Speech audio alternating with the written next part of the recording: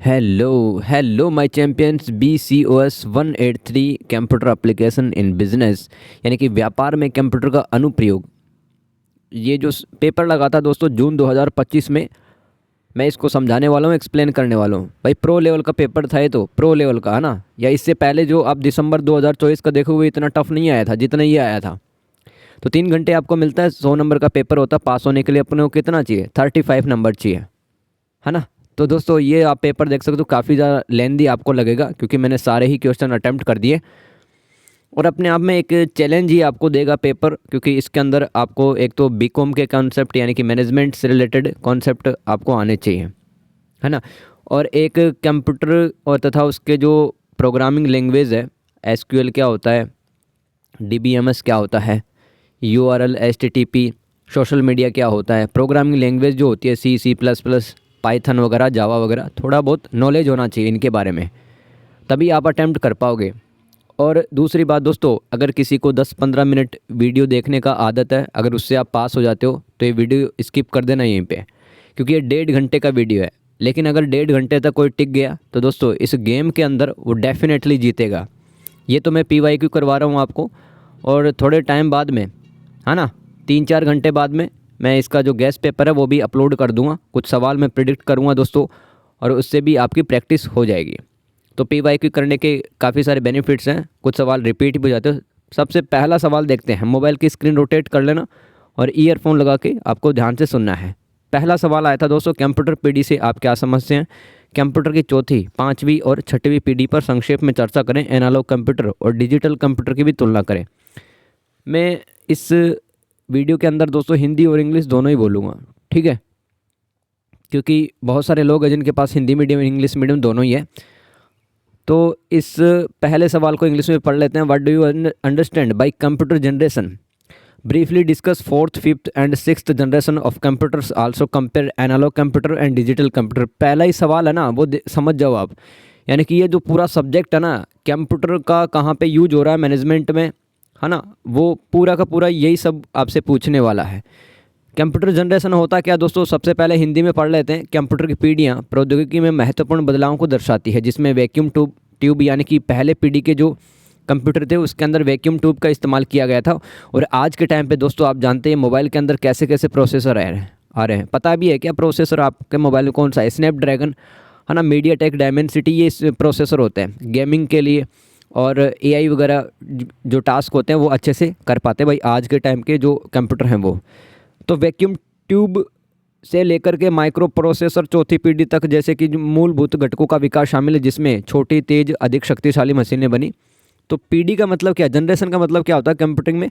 तो कंप्यूटिंग में एक पीढ़ी से मतलब होता है तकनीकी विकास, यानी कि टेक्नोलॉजिकल एडवांसमेंट कितना हुआ है। कितना रैम पहले लगता था भाई, 1 GB रैम भी है ना, वो पहले ऐसे बताते हैं कि भाई एक गाड़ी के अंदर रख के लानी पड़ती थी 1 GB रैम को। और अब देख लो, अब एक मोबाइल के अंदर 16 GB रैम आने लगी है, ठीक है। और एक TB है उसका रोम आने लगा है, यानी कि उसका जो हार्ड डिस्क होता है वो उस चरण से जिसमें हार्डवेयर में मौलिक परिवर्तन होता है, जिससे गति, आकार, लागत और क्षमता में सुधार होता है। यानी कि जैसे कि पहले पीढ़ी के जो मोबाइल कंप्यूटर थे और जो दूसरी पीढ़ी के जो कंप्यूटर होंगे वो सस्ते भी होंगे, साइज़ में छोटे भी होंगे, एफिशिएंट भी होंगे, तेज़ चलेंगे, प्रोसेसिंग भी उनकी फास्ट होगी। तो ये सब लिख सकते हो हिंदी के अंदर, है ना। अब चौथी पीढ़ी में देख लो भाई, ये आपको क्या पूछा? हाँ, फोर्थ, फिफ्थ और सिक्स्थ जनरेशन के जो कंप्यूटर हैं उनके बारे में बताना है। देखो चौथी पीढ़ी कहाँ से स्टार्ट होती है कंप्यूटर की? 1971 से लेके। तो इसमें माइक्रो प्रोसेसर मतलब जो चिप है ना, एक चिप के ऊपर हज़ारों सर्किट है, इंटीग्रेटेड सर्किट वो बनाए जाने लगे। पर्सनल कंप्यूटर का जन्म हुआ, ग्राफिकल यूज़र इंटरफेस का जन्म हुआ, और नेटवर्किंग और इंटरनेट का विस्तार हुआ है चौथी पीढ़ी में। इसका प्रभाव क्या पड़ा दोस्तों? कंप्यूटर छोटे हो गए, कॉम्पैक्ट हो गए, किफ़ायती हर कोई है वो अब खरीदने लगा, उपयोगकर्ता के अनुकूल बन गए, और बड़े संस्थानों से घरों और कार्यस्थलों तक पहुंच गए कंप्यूटर चौथी पीढ़ी में। पांचवी पीढ़ी के देख लो भाई, 1982 से स्टार्ट होता, मतलब जापान का कोई इंजीनियर था उसने बनाया था। तो इसके अंदर AI वगैरह जोड़ दी गई। अब न्यूरल नेटवर्क का इसमें समायोजन किया गया, तंत्रिका नेटवर्क और समानांतर प्रसंस्करण और नैनो प्रौद्योगिकी। नैनो टेक्नोलॉजी क्या होती है दोस्तों? जब आप बहुत ही सूक्ष्म स्तर पे काम करते हैं कि 10⁻9 -9 पे आप काम करते हैं, तो नैनो टेक्नोलॉजी ये सब है। इसके सहायता से चिप वगैरह बनाए जाने लगी, काफ़ी एफिशिएंट हो गए। इसकी विशेषताएं क्या है? पांचवी पीढ़ी के कंप्यूटर के सब अध्ययन यानी खुद से ही ये बहुत सारी चीज़ें रीड कर लेता था, समझ लेता था, क्योंकि अब इसके अंदर एआई आने लगा। प्राकृतिक भाषा प्रसंस्करण और बुद्धिमान अनुकूली प्रणालियों पर ध्यान केंद्रित करना। हिंदी हो सकता है थोड़ी सी आपको टफ लग रही होगी, लेकिन कोई दिक्कत नहीं। ऐसे ही शब्द लिखोगे तो ही नंबर अच्छे आते हैं। फिर कहते हो कि इग्नू वाले नंबर क्यों नहीं देते, ऐसी लैंग्वेज लिखोगे तब तो आएंगे ना नंबर अपने। लक्ष्य ऐसे उपकरण विकसित करना जो मानव भाषा को समझ सके और मानव विचार की नकल करते हुए जटिल समस्याओं को स्वतंत्र रूप से हल कर सके। यानी कि इंसान की जो प्रॉब्लम्स हैं तरह तरह की, वो अब सॉल्व करने लगे थे 5वीं पीढ़ी के कंप्यूटर। दोस्तों थोड़ा सा पैसेंस बनाए रखना। अब 1.5 घंटे का भाई गेम है ये, ठीक है, 1.5 घंटे का ये वीडियो है कम से कम। और आप अगर पूरे देख लेते हैं वीडियो, बहुत कुछ समझने वाले हो, क्योंकि हर एक किताब की एक लैंग्वेज होती है, वर्ड्स होते हैं। अगर उसको कैच कर गए तो आपका काम बन जाएगा, पास हो जाओगे। और कुछ मैं प्रैक्टिस करा दूंगा, वो वीडियो भी देख लेना। 6ठी पीढ़ी के जो कंप्यूटर है दोस्तों, 2000 ईस्वी के बाद में ये कंप्यूटर विकसित हुए। इसमें क्वांटम कंप्यूटिंग अब आने लगी, यानी कि बिट्स वगैरह का यूज किया जाने लगा। अब उन्नत कृत्रिम बुद्धिमत्ता यानी कि एआई एडवांस हो गई। जैव कंप्यूटिंग भी आने लगी, बायो कंप्यूटिंग। विशेष संख्या अभूतपूर्व प्रसंस्करण क्षमता यानी कि प्रोसेसिंग पावर इनकी काफ़ी ज़्यादा हो गई 6वीं पीढ़ी के कंप्यूटर की। वर्तमान क्षमताओं से परे जटिल समस्याओं को हल करने भी ये लग गए थे कंप्यूटर। इसके अलावा मुख्य उद्देश्य क्या है, ऐसी मशीनें विकसित करना जिसमें वास्तविक बुद्धिमत्ता यानी कि इंसानों जैसी बुद्धि हो, चेतना हो, कॉन्शियसनेस हो, मनुष्य की तरह बात कर सकें, सीख सकें, और जिसे हम कहते हैं कृत्रिम मस्तिष्क, यानी कि मशीनों को अब इंसानी बुद्धि दी जाने लगी कंप्यूटर के। 6ठी पीढ़ी के कंप्यूटर 2000 ईस्वी के बाद में। अब आपसे डिफरेंस पूछा था एनालॉग कंप्यूटर और ये डिजिटल कंप्यूटर के अंदर डिफरेंस पूछा था भाई। एनालॉग कंप्यूटर क्या होता है, जो कि वोल्टेज, टेम्परेचर या फिर प्रेशर के आधार पर चलते हैं ना। जैसे कि ये आपके सामने राइट साइड में लिख रखे हैं ना थर्मामीटर, ये भी तो एनालॉग कंप्यूटर है। तो ये भी समस्याएं सोल्व करता है। तो चलता किस पे है, ये टेम्परेचर पे चलता है। ऐसे ही काफ़ी सारी डिवाइसेस वोल्टेज पे चलती हैं और प्रेशर पे चलती है। उन सभी कंप्यूटर को एनालॉग कंप्यूटर कहते हैं। कम सटीक होते हैं दोस्तों, और इनका परिणाम है वो हमें अवलोकन ऑब्जर्व करना पड़ता है, और इनकी जो क्वालिटी रहती है परिणाम की वो भी कम आती है। रफ्तार कम मतलब कमी होती है इनका स्पीड, और याद करने की सीमित क्षमता होती है इनकी। एग्जाम्पल देख लो एनालॉग कंप्यूटर के slide rule, speedometer, analog thermometer, oscilloscope, शुरुआती फ्लाइट सिमुलेटर। ये सब क्या थे, शुरुआत के जो एनालॉग कंप्यूटर थे वो थे। अब कमेंट करके बताओ ऑसिलोस्कोप कहाँ पर काम में लिया जाता है। ऑसिलोस्कोप क्या होता है, एनालॉग कंप्यूटर होता है। एग्जाम्पल में आपको लिखना है। डिजिटल कंप्यूटर क्या होता है दोस्तों, जो 0 और 1 पे काम करते हैं पूरा, मतलब बाइनरी सिस्टम पे जो काम करते हैं कंप्यूटर, और एक स्टेप के बाद में एक दूसरे स्टेप ऐसे समस्याओं का समाधान करते हैं। इनकी अधिक सटीकता होती है, विश्वसनीय होते हैं। जैसे कि आपका मोबाइल है या आपका कंप्यूटर, लैपटॉप है, टैबलेट है, ये सब क्या है, डिजिटल कंप्यूटर है, जो कि 0 और 1 बाइनरी सिस्टम पे काम करते हैं। और इनकी कार्य करने की जो क्षमता है काफ़ी तेज़ होती है। डेटा भंडारण भी काफ़ी ज़्यादा होता है। लैपटॉप, स्मार्टफोन, सुपर कंप्यूटर और डिजिटल घड़ियाँ। ये हमारा क्वेश्चन कंप्लीट होता है हिंदी के अंदर। तो दोस्तों इंग्लिश के अंदर ही पढ़ लो, अब हिंदी में जिसने पढ़ा है उसका रिवीजन हो जाएगा। कंप्यूटर जनरेशन किसे कहते हैं, तो computer generation mark major technological shift defined by core components like vacuum tube. दोस्तों कंप्यूटर जनरेशन का मतलब है कि टेक्नोलॉजिकल शिफ्ट हो रहे हैं। जैसे कि आप फर्स्ट जनरेशन में देखते हैं कि वैक्यूम ट्यूब है उसका इस्तेमाल किया जाता था पहली जनरेशन के कंप्यूटर में। और चौथी पीढ़ी में तो दोस्तों माइक्रो प्रोसेसर, जिसमें एक ही चिप के ऊपर काफ़ी सारे इंटीग्रेटेड सर्किट हुआ करते थे। तो a generation in computing refers to a phase of technological development characterized by a fundamental change in hardware, मतलब हार्डवेयर काफ़ी बढ़िया हो जाते हैं। इसके अलावा स्पीड काफ़ी ज़्यादा हो जाती है ना। साइज, कॉस्ट और कैपेबिलिटी ये सभी ज़्यादा हो जाते हैं। साइज मतलब कम हो जाता है साइज तो, और कॉस्ट है वो भी कम हो जाती है। कैपेबिलिटी क्षमता अधिक हो जाती है। ये पीढ़ी का मतलब होता है, मतलब टेक्नोलॉजिकल डेवलपमेंट होता है। फोर्थ जनरेशन का जो कंप्यूटर है दोस्तों 1971 से स्टार्ट हुए थे। और इसमें आप लिख सकते हैं कि जो माइक्रो प्रोसेसर उसका निर्माण होना चालू हो गया था। और पीसी पर्सनल कंप्यूटर बनने लगे, जीयूआई बनने लगे, ग्राफिकल यूज़र इंटरफेस, है ना, जीयूआई बनने लगे। और इसके अलावा नेटवर्किंग और इंटरनेट का विस्तार होता है चौथी पीढ़ी यानी फोर्थ जनरेशन में। इम्पैक्ट क्या हुआ, कंप्यूटर बिकेम कॉम्पैक्ट यानी कि छोटे हो गए। कंप्यूटर काफ़ी बड़े होते थे पहले तो, अफोर्डेबल यानी कि हर कोई खरीद सकता था अब, एंड यूजर फ्रेंडली हो गए। Moving from large institutions to homes and work place. पहले तो वैज्ञानिक वगैरह या सेना रखती थी कंप्यूटर को, लेकिन अब घरों और ऑफिस के अंदर भी रखे जाने लगे क्योंकि कॉम्पैक्ट हो गए थे, अफोर्डेबल हो गए थे फोर्थ जनरेशन के कंप्यूटर। फिफ्थ जनरेशन में दोस्तों अब एआई आ गई, न्यूरल नेटवर्क्स का निर्माण हो गया और प्रोसेसिंग चलने लगी, पैरेलल प्रोसेसिंग, यानी गेम भी खेल रहे हो आप, किसी से बात भी कर रहे हो और वीडियो भी देख रहे हो, ये पैरेलल प्रोसेसिंग करने लगे थे। और नैनो टेक्नोलॉजी का इस्तेमाल किया जाने लगा, जो चिप है वो और ज़्यादा रिफाइन हो गई और ज़्यादा परिष्कृत बढ़िया हो गई। आगे चलते हैं दोस्तों, 5वीं पीढ़ी के जो कंप्यूटर थे उनकी विशेषता क्या है? फोकस ऑन सेल्फ लर्निंग, मतलब खुद से ही सीख सकते थे कंप्यूटर। नेचुरल लैंग्वेज प्रोसेसिंग, आप कोई भी सोर्स कोड देते हो उसको मशीन कोड में बदल देते थे। एंड इंटेलिजेंट होते थे, एडेप्टिव सिस्टम्स, यानी कि परिस्थितियों को अनुसार ढल जाते थे। गोल क्या होता था इनका लक्ष्य 5वीं पीढ़ी के कंप्यूटरों का? To develop devices that understand human language and can solve complex problems like independently mimicking human thought, यानी कि इंसानों की जैसी बुद्धि है वो अब आने लगी थी 5वीं पीढ़ी में। 6th जनरेशन में क्या हुआ भाई? यहाँ पर अब कंप्यूटिंग, क्वांटम कंप्यूटिंग का यूज़ किया जाने लगा, जिसके अंदर एआई ज़्यादा एडवांस हो गई। बायो कंप्यूटिंग वो भी इंट्रोड्यूस होती है मार्केट के अंदर। बाइनरी सिस्टम पे अब चलने लगे कंप्यूटर, 0 और 1 की सहायता से समस्याओं का समाधान करने लगे। विशेषता क्या है? Unprecedented processing power, solving complex problems beyond current capabilities, यानी कि अभूतपूर्व है। अनप्रेसिडेंटेड का मतलब है कि प्रोसेसिंग पावर ज़बरदस्त हो गई कंप्यूटरों की। इनका फोकस क्या था? 6वीं पीढ़ी का developing machines with true intelligence consciousness, यानी कि इंसानों की जो चेतना होती है, इंसानों की जो बुद्धि होती है वो कंप्यूटर के अंदर अब आने लगी धीरे धीरे। एनालॉग कंप्यूटर क्या होता है दोस्तों? कंटिन्यूस फिजिकल क्वांटिटीज़ जो कि वोल्टेज, प्रेशर और टेम्परेचर पे काम करती हैं, ऐसी डिवाइसेस को क्या कहते हैं? एनालॉग कंप्यूटर पे। और इनकी जो प्रोसेसिंग पावर होती कम होती है दोस्तों, इनकी एक्यूरेसी भी कम होती है, स्पीड भी कम होती है, मेमोरी भी इनकी लिमिटेड स्टोरेज होती है, ऐसा लिख देना आप।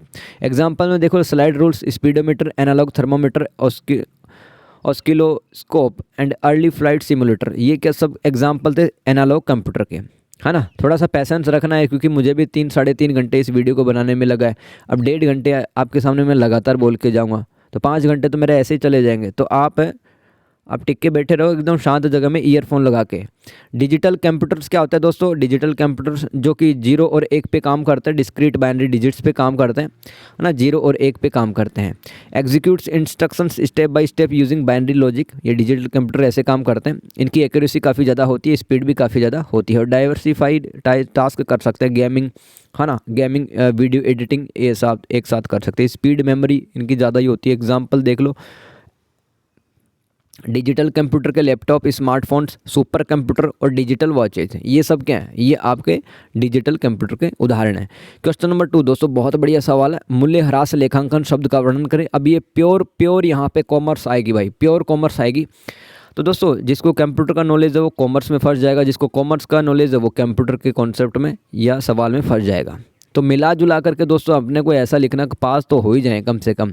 और मैं वीडियो इसलिए बना रहा हूँ ताकि आप पास हो जाओ, है ना। टॉप करना अपना मकसद नहीं है भाई, टॉप करना हमें ना तो आता है, ना हम यहाँ पर 1-2 दिन पहले टॉप कर सकते हैं, क्योंकि उसके टॉप करने के लिए तो यार कम से कम 3-4 महीने तो पढ़ना चाहिए ना। चलो फिर भी है ना, अपन बेस्ट देंगे, अपना बेस्ट देंगे। क्वेश्चन नंबर 2, मूल्य ह्रास लेखांकन शब्द का वर्णन करें, क्या होता है? इसके अलावा मूल्य ह्रास लेखांकन के लिए सीधी रेखा विधि और ह्रासमान शेष विधि की तुलना करें। दोस्तों, मूल्य ह्रास लेखांकन इसका मतलब क्या होता है भाई? इंग्लिश में पढ़ देता हूँ सबसे पहले। 10 नंबर का सवाल आया था, describe the term depreciation accounting, also compare straight line method and diminishing balance method for depreciating accounting। ठीक है, तो चलो मैं आपको बता देता हूँ। जैसे कि आपने 20,000 का मोबाइल ख़रीदा अभी, ओप्पो, वीवो, मोटरोला, जो भी कंपनी है ना, 20,000 का ख़रीदा। मुझे आप बताओ, आपने मान लो 3 साल चला लिया उस मोबाइल को, खूब चलाया, तो क्या वो 20,000 का बेच पाओगे? क्या नहीं बेच पाओगे ना, वो तो 4-5 हज़ार का बिक जाए, वही बड़ी बड़ी बात होगी, है ना। तो दोस्तों, किसी भी वस्तु का, किसी भी डिवाइस के, इसका टैबलेट हो, चाहे वो गाड़ी हो आपकी, है ना, मोबाइल हो, कंप्यूटर हो, उनका समय के साथ में, टाइम के साथ में क्या हो जाता है? प्राइस या मूल्य है वो घट जाता है, उसको क्या कहते हैं? मूल्य ह्रास कहते हैं।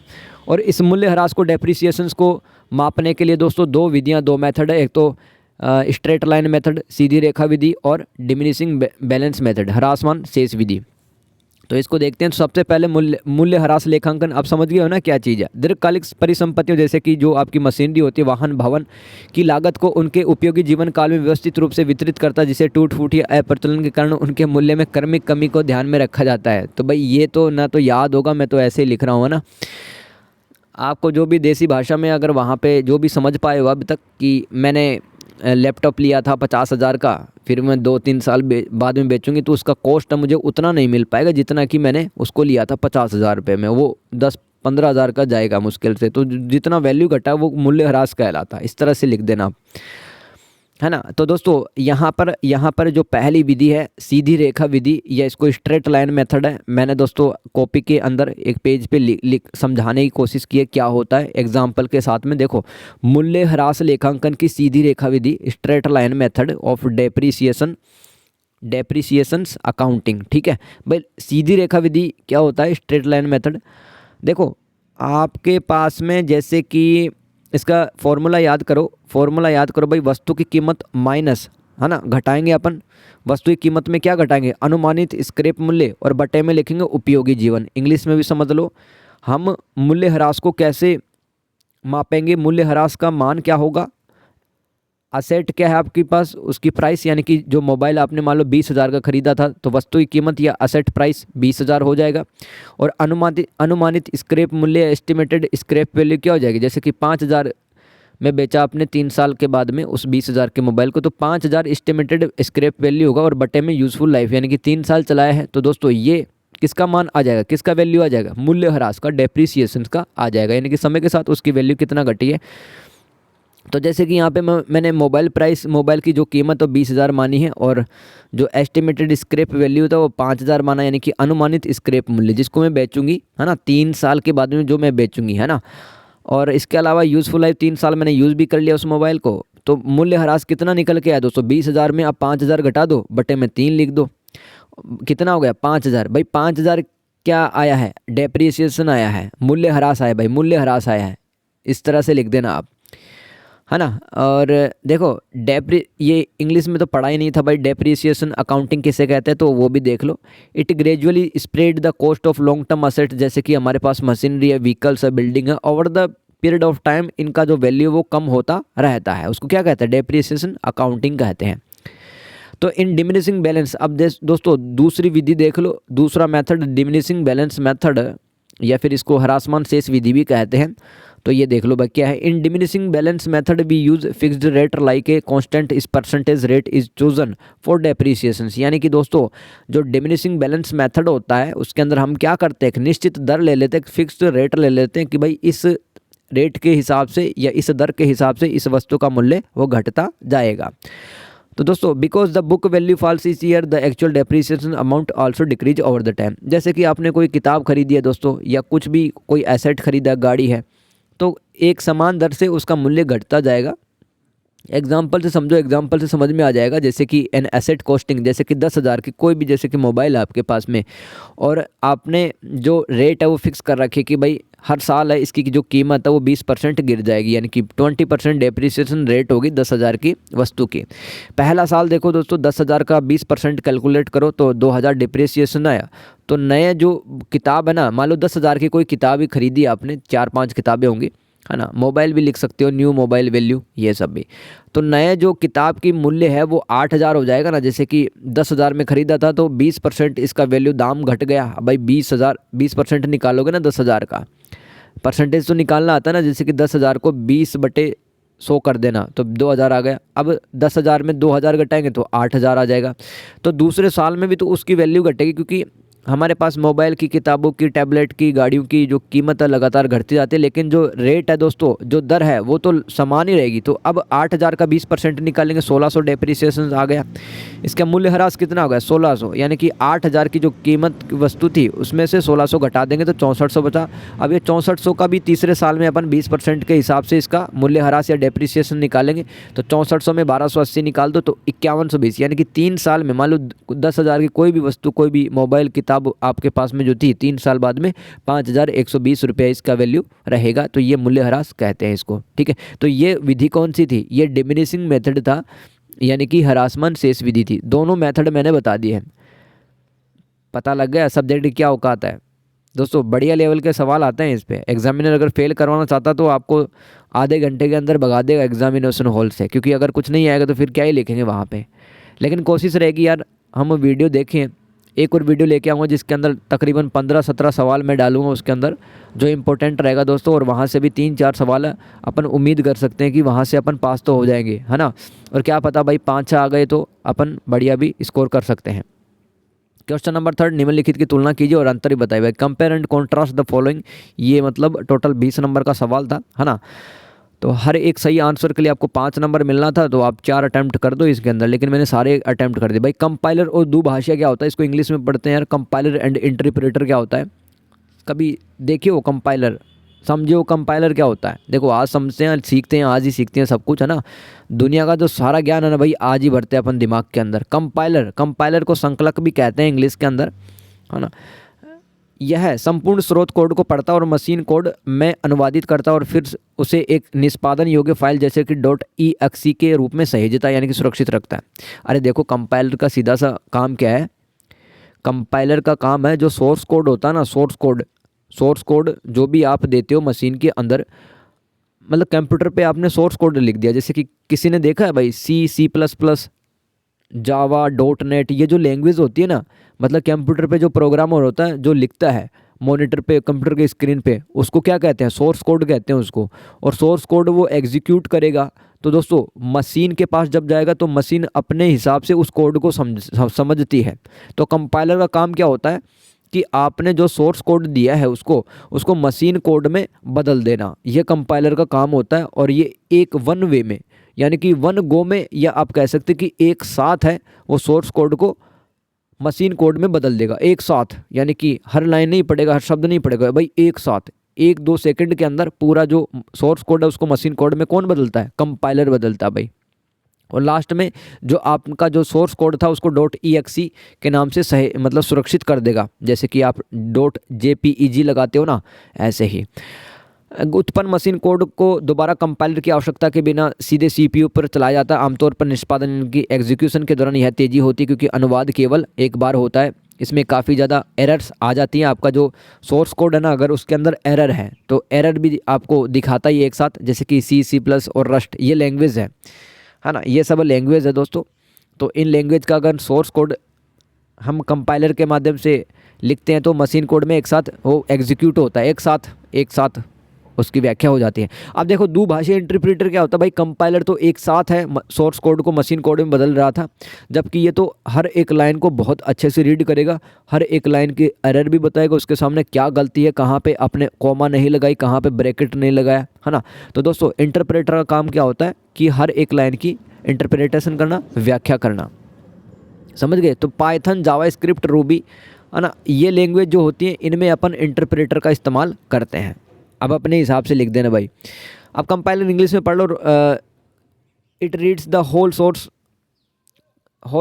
Code, translates it into machine code and then saves it as an executable file, example .exe।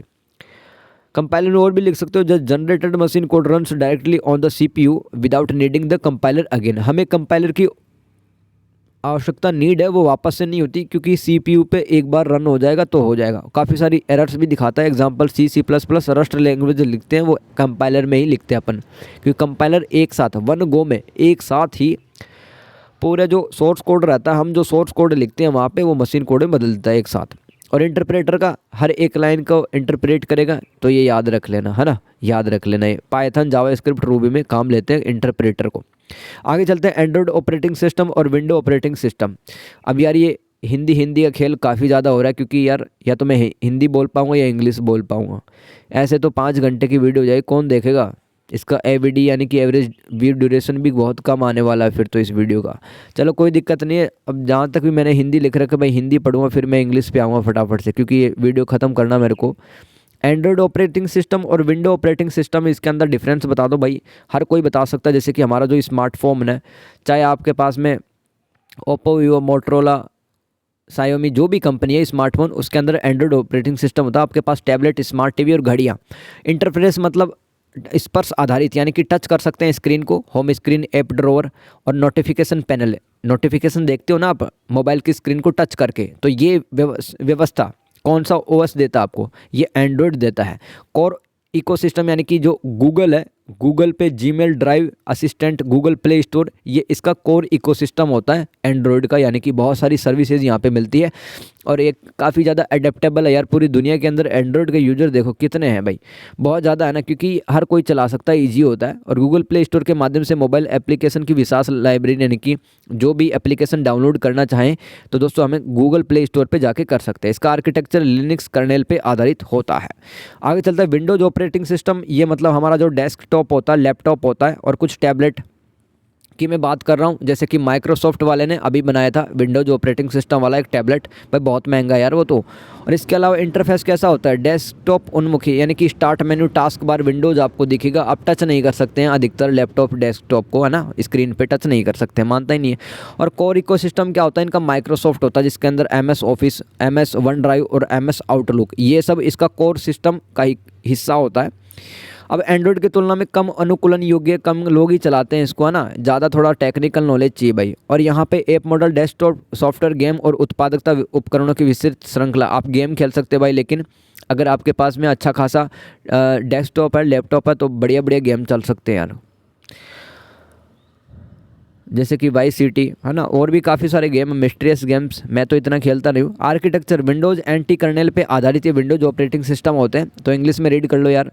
अरे समझ गए, अरे इतना तो हिंदी आता होगा ना यार, क्या रीड करने की जरूरत है क्या? चलो मैं रीड कर देता हूँ अब की बार। एंड्रॉयड ऑपरेटिंग सिस्टम हम कहाँ देखते हैं भाई, स्मार्टफोन, टैबलेट, स्मार्ट टीवीज़ और वॉचेज़ में देखते हैं। और टच सेंट्रिक इसका इंटरफेस होता है एंड्रॉयड का। और इसका जो कोर इकोसिस्टम है, यानी कि गूगल है, गूगल सब कुछ देखता है भाई, एंड्रॉयड का सारा काम है, मतलब गूगल की काफ़ी सारी सेवाएँ हैं वो एंड्रॉयड इंटरफेस में मिलती हैं। Gmail, Google drive, Google assistants और प्ले स्टोर।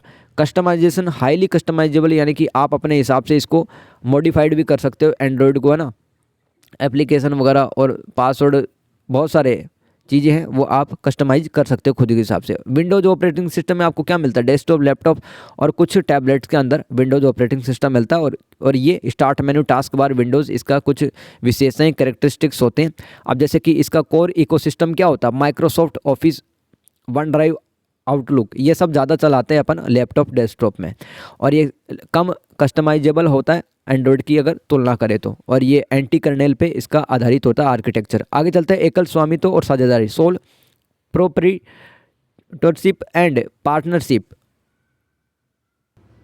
तो दोस्तों एकल स्वामित्व और साझेदारी क्या होती है भाई, जैसे कि एक सिंगल आदमी की कंपनी है, ठीक है, वो क्या हो जाएगा, एकल स्वामित्व वाली कंपनी। तो इसका स्वामित्व यानी कि ओनरशिप एक व्यक्ति के पास में होती है, कंट्रोल भी एक मालिक खुद ही रखता है। अरे जैसे कि आपकी कोई कंपनी है गाड़ी बनाने की, तो पूरा कंपनी का जो कंट्रोल आपके हाथों में तो होगा, इस तरह से लिख देना यार। असीमित व्यक्तिगत दायित्व, यानी कि आपको सारे ही काम करने पड़ेंगे, है ना, आपको प्रोडक्शन का काम भी देखना पड़ेगा, कच्चा माल भी मंगवाना पड़ेगा कंपनी के अंदर, बंदे भी आपको खुद ही हायर करने, क्योंकि आप ही मालिक हो और तो कोई है नहीं। टैक्स की फाइल है, टैक्स रिटर्न का ITR आप ही भरोगे, सब कुछ आप ही काम देखोगे। तो असीमित व्यक्तिगत दायित्व होते हैं। व्यावसायिक ऋणों के लिए मालिक की व्यक्तिगत संपत्ति जोखिम है, यानी कि अगर आपका कोई कारखाना, फैक्ट्री है खुद की, तो दोस्तों हो सकता है आप लोन ले 2-4 करोड़ का और आप फंस जाएं ट्रैप में, बैंक वाले आपके घर को ही नीलाम कर दें। तो व्यावसायिक ऋणों के लिए मालिक की व्यक्तिगत संपत्ति जोखिम में हो सकती है, इसका सारा लाभ है मालिक के पास रहेगा। न्यूनतम औपचारिकताओं के साथ में स्थापित करने में सबसे आसान होता है, कभी मन चाहे तब आप बिजनेस स्टार्ट कर सकते हैं भाई, ज़िंदगी के अंदर एक बार तो कोशिश करना यार। साझेदारी, पार्टनरशिप में क्या होता है कि जो इसका ओनरशिप होता है, जैसे कि एक कंपनी है 4-5 बंदे चलाते हैं, तो वो पार्टनरशिप कहलाती है। और साझेदारों के बीच में साझा नियंत्रण, यानी कि इस कंट्रोल जो कंपनी का होता है उसमें 4-5 का हिस्सेदारी होगा, कंट्रोल का भी।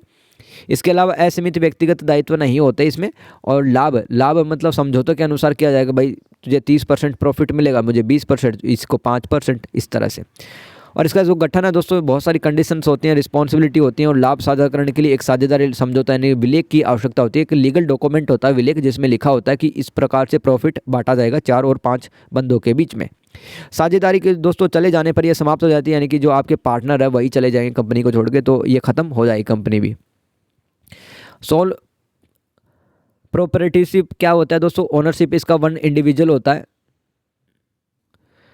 दोस्तों कुछ इंग्लिश के वर्ड है ना, मैं मिसस्पेल कर दूंगा यहाँ पर, है ना, कुछ बोल नहीं पाऊँ क्योंकि जो मेरे जो टीथ है उसमें ब्रेसेस लगे हुए हैं फ़िलहाल, वायर लगे हुए हैं टीथ में, तो इसलिए थोड़े वर्ड्स मिसस्पेल हो सकते हैं, वोकेब है उनका सही से मैं बोल नहीं पाऊँगा, है ना, ध्यान से थोड़ा आप एडजस्ट कर लेना यार।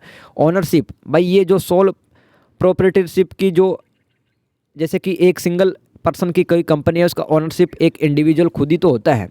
कंट्रोल मतलब खुद ही करता है, लायबिलिटी खुद की होती है, और मतलब अगर लोन ले लिया तो उसकी प्रॉपर्टी है वो बिक सकती है, खुद की पर्सनल प्रॉपर्टी। प्रॉफिट सारा का सारा खुद ही लेगा, बनाने में आसान होती है। पार्टनरशिप में देख लो भाई, 2 और मोर इंडिविजुअल्स और फर्म्स हो सकती है इसके अंदर। Control shared control among partners होता है। लायबिलिटी यानी कि लायबिलिटी क्या होता है, लायबिलिटी जैसे कि बैंक से लोन ले लिया तो वो भी एक प्रकार की लायबिलिटी है। बंदे रख लिए 4-5 कंपनी में काम करने के लिए, तो उनको सैलरी देना भी लायबिलिटी है आपकी।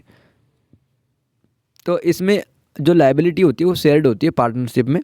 प्रॉफिट है वो आपस में बांट लिया जाता है। फॉर्मेशन यानी कि मिलके इसको कंपनी का बनाया जाता है, इस तरह से लिख देना। आगे चलते हैं यार। DSS and MIS। DSS and MIS क्या होता है दोस्तों, निर्णय समर्थन प्रणाली इसको तो कहते हैं भाई। DSS इंग्लिश में पढ़ के देखते हैं सब, हाँ भाई, decision support system. DSS decision support system, ये क्या होता है, इसका उद्देश्य संवादात्मक विश्लेषण और मॉडलिंग के माध्यम से जटिल, गैर नियमित, अर्ध संरचित या असंरचित निर्णय में सहायता प्रदान करना। अब दोस्तों DSS होता क्या, बेसिकली किसी भी ऑर्गेनाइजेशन में, आपको देसी भाषा में समझाता हूँ, किसी भी ऑर्गेनाइजेशन में या किसी भी प्राइवेट लिमिटेड कंपनी के अंदर जो डिसीजन लिए जाते हैं, जैसे कि कितना प्रोडक्शन किया जाएगा एक साल के अंदर, कितना मैन्युफैक्चरिंग किया जाएगा, रॉ मटेरियल कितना आएगा, कैसे सैलरी बांटी जाएगी, जो डिसीजन होते हैं उसको DSS कहते हैं अपन। ठीक है, DSS कहते हैं, उसको ध्यान देना। किसी भी एक सिस्टम में जो डिसीजन लिए जाते हैं उसको DSS कहते हैं। इसका उद्देश्य क्या होता है, जैसे कि आप स्ट्रक्चर्ड वे में डिसीजन ले सकते हो, आप नॉन स्ट्रक्चर्ड वे में डिसीजन ले सकते हो।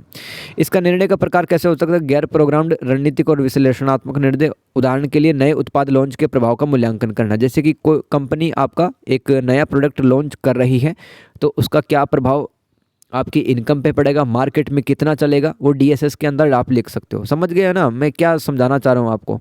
तो जितना डिमांड होगा, मार्केट जितना आपसे डिमांड करेगा, भाई मतलब हमें 100 यूनिट और एक्स्ट्रा बना के दो गाड़ियाँ, तो मांग के हिसाब से आप डिसीजन लोगे फिर, है ना। MIS क्या होता है भाई, प्रबंधन सूचना प्रणाली। MIS को इंग्लिश में पढ़ते हैं, MIS को मैनेजमेंट इंफॉर्मेशन सिस्टम। होता क्या है MIS, इसका उद्देश्य क्या होता है भाई, नियमित परिचालन यानी कि ऑपरेशनल जो एक्टिविटीज़ होती है किसी भी ऑर्गेनाइजेशन में, और सामरिक निर्णय लेने यानी कि स्ट्रेटजिक डिसीजन लेने में MIS हमारा मदद करता है। जिससे कि जितने भी मैनेजर होते हैं कंपनी के, वो कंपनी को कंट्रोल भी कर सकते हैं और डेटा को कलेक्ट करके कुछ एनालिसिस भी कर सकते हैं, जैसे कि इस सप्ताह के अंदर कितना सेल हुआ है। तो जितना भी इंफॉर्मेशन रहता है उसको मैनेज करना, वो क्या कहलाता है, प्रबंधन सूचना प्रणाली। मैनेजमेंट इंफॉर्मेशन सिस्टम उसी को कहते हैं। तो इंग्लिश में पढ़ ले इसको। देखो और पढ़ लो भाई, MIS के अंदर और भी लिखे है मैंने, जैसे कि मुख्य रूप से आंतरिक संगठनात्मक डेटा, जैसे कि एक ऑर्गेनाइजेशन के भीतर जितने भी प्रकार के डेटा होते हैं, फैक्ट होते हैं, जैसे कि कितना सेल्स हुआ है, कितना पैसा आया है। मानव संसाधन क्या होता है, ह्यूमन रिसोर्सेज मैनेजमेंट, कि जितने बंदे काम कर रहे हैं कंपनी के अंदर, उनको टाइम पे सैलरी मिली है कि नहीं मिली, कितना सैलरी मिल गया लोगों को, कैसा कौन कौन बंदा क्या प्रोजेक्ट कर रहा है, ये सब मानव संसाधन के अंदर ये से डिसीजन लिए जाते हैं। तो प्रबंधन सूचना प्रणाली में दोस्तों सिर्फ और सिर्फ अपन इन्फॉर्मेशन या डेटा से रिलेटेड चीज़ें लिखते हैं, और जबकि निर्णय समर्थन प्रणाली में हम कंपनी से जुड़े हैं निर्णय वो देखते हैं। तो अपने हिसाब से लिख देना भाई, इंग्लिश में भी लिख देना। अब मैं क्या ही समझाऊँ इंग्लिश में, ठीक है, ऐसे तो बहुत टाइम लग जाएगा। 32 मिनट का वीडियो हो चुका है यार। DSS डिसीजन सपोर्ट सिस्टम, इसका purpose supports complex non routine semi structured और unstructured decision through interactive analysis and modelling. अब भाई जैसे कि डिजिटल बोर्ड पे समझा रहे हो आप किस तरह से कंपनी की डिसीजन लेगी, है ना। जैसे कि न्यू प्रोडक्ट का लॉन्च हुआ है तो उसका इम्पैक्ट है वो मार्केट पे कितना पड़ेगा, और मार्केट की डिमांड कितना है, किस हिसाब से आप प्रोडक्ट को लॉन्च करेंगे, कितना लॉन्च करेंगे क्वांटिटी में, वो सब डिसीजन आप लेंगे। तो इसी चीज़ को कहते हैं डिसीजन सपोर्ट सिस्टम DSS। और MIS का समझिएगा भाई, ऑर्गेनाइजेशन के भीतर जो डेटा होते हैं, फैक्ट होते हैं, इन्फॉर्मेशन होते हैं, उनका मैनेजमेंट करना MIS कहलाता है। जैसे कि सेल्स का, फाइनेंस का और HR का आप डेटा इकट्ठा रखते हैं, ये सूचनाएं तो होती हैं एक तरह की। MIS इसी को कहते हैं अपन। NEFT RTGS। तो दोस्तों सबसे पहले तो मुझे बताओ यार, किस किस को सही लग रहा है ये वीडियो सॉल्यूशन, ये मेहनत किस किस को पसंद आ रही है, ठीक है। सच्ची सच्ची मुझे बताना, और कुछ इंप्रूवमेंट करने का जरूरत है वो भी मुझे बताना, क्योंकि मैं भी लर्नर हूँ, मुझसे भी गलतियाँ हो सकती है। तो दोस्तों यहाँ पर NEFT क्या होता है, नेशनल इलेक्ट्रॉनिक फंड ट्रांसफ़र, और RTGS क्या होता है, रियल टाइम ग्रोथ सेटलमेंट। तो NEFT और RTGS क्या है, घरेलू निधि हस्तांतरण के लिए, यानी कि दोस्तों अगर आपको कोई डोमेस्टिक फंड ट्रांसफ़र करना है, कोई पैसा है वो ट्रांसफ़र करना है किसी को भेजना है तो NEFT और RTGS का इस्तेमाल करके आप पैसा भेज सकते हो। किसी को अगर 50 लाख भेजना है तो दोस्तों वो RTGS के थ्रू आप तुरंत के तुरंत भेज सकते हो। ये सब चीज़ें भाई है ना। तो ये इलेक्ट्रॉनिक भुगतान प्रणालियाँ हैं, है ना। तो लैपटॉप से NEFT RTGS के माध्यम से हम कितना भी पैसा है वो भेज सकते हैं। RTGS दोस्तों थोड़ा तेज़ होता है, मतलब इसमें कोई भी सर्वर बिजी नहीं चलता, इसमें तुरंत के तुरंत पैसे चले जाते हैं दूसरे के खाते में। और जबकि NEFT में कम पैसा और इसमें थोड़ा ज़्यादा भी टाइम लग जाता है, पैसे अटक भी जाते हैं बीच में। NEFT दोस्तों इसका पूरा नाम है राष्ट्रीय इलेक्ट्रॉनिक निधि हस्तांतरण। इसका प्रोसेसिंग यानी कि लेन देन को बीच में संसाधित किया जाता है और आधे घंटे के चक्कर में निपटाया जाता है। यानी कि NEFT में मतलब आधे घंटे के अंदर ट्रांजैक्शन हो जाता है। और मतलब छोटे स्तर की जो करेंसी होती है, छोटे जो नोट, मतलब आप ये समझो कि अगर आपको कम पैसा भेजना तो NEFT का इस्तेमाल करेंगे। और ये इसकी उपलब्धता अवेलेबिलिटी 24 घंटे होती है, 7 दिन होती है और साल के 365 दिन होती है ना, तो पूरे साल भर चलता रहता है NEFT। RTGS क्या भाई, ये है इंपॉर्टेंट। RTGS कभी बड़े बिजनेस में जाओ तो भाई RTGS का इस्तेमाल करना। वास्तविक समय में सकल निपटान यानी कि ग्रॉस सेटलमेंट हो जाएगा, लेन देन कर सकते हैं आप RTGS के माध्यम से, है ना। अपना पैसा वो भेज सकते हैं। सबसे उच्च मूल्य वाले यानी कि मतलब बहुत ज़्यादा हाईली ट्रांजेक्शन कर रहे हैं, है ना, जैसे कि किसी को 50 लाख, 10 लाख, 1 करोड़, ये सब RTGS के माध्यम से भेजे जाते हैं। और दोस्तों न्यूनतम सीमा इसके 2 लाख है। 2 लाख से नीचे आप NEFT में भेजेंगे, 2 लाख से ऊपर RTGS में भेज सकते हैं। और ऊपरी कोई ऊपरी सीमा नहीं है, चाहे 10 करोड़ भेजो, कोई 50 करोड़ भेजो। और दोस्तों साल का जो 365 दिन है उसके अंदर हर दिन RTGS है वो इस्तेमाल कर सकते हो ये सेवा, ठीक है। क्वेश्चन नंबर 3 DPR विस्तार परियोजना प्रोजेक्ट के क्या उद्देश्य है। DPR के निर्माण में शामिल विभिन्न घटकों की सूची बनाई। इंग्लिश में पढ़ते हैं। What are the objectives of a DPR detailed project report. देखो DPR का फुल फॉर्म लिखा हो भाई, detailed project report. List and explain the various component involved in the formulation of DPR। DPR क्या होता है, डिटेल्ड प्रोजेक्ट रिपोर्ट। कि कोई भी संगठन, कंपनी, ऑर्गेनाइजेशन में हम किसी भी जो प्रोजेक्ट हमने कंप्लीट किया उस पर एक रिपोर्ट बना देना डिटेल से, वो DPR कहलाती है। DPR के उद्देश्य क्या, व्यवहार्यता मूल्यांकन या निर्धारित करने के लिए परियोजना तकनीकी रूप से व्यवहार्य, वित्तीय रूप से लाभदायक, आर्थिक रूप से सुदृढ़ और पर्यावरणीय रूप से टिकाऊ है कि नहीं है। मैं आपको बताता हूँ यार, काफ़ी जटिल कॉम्प्लेक्स लग रहा है अपने आप में ही।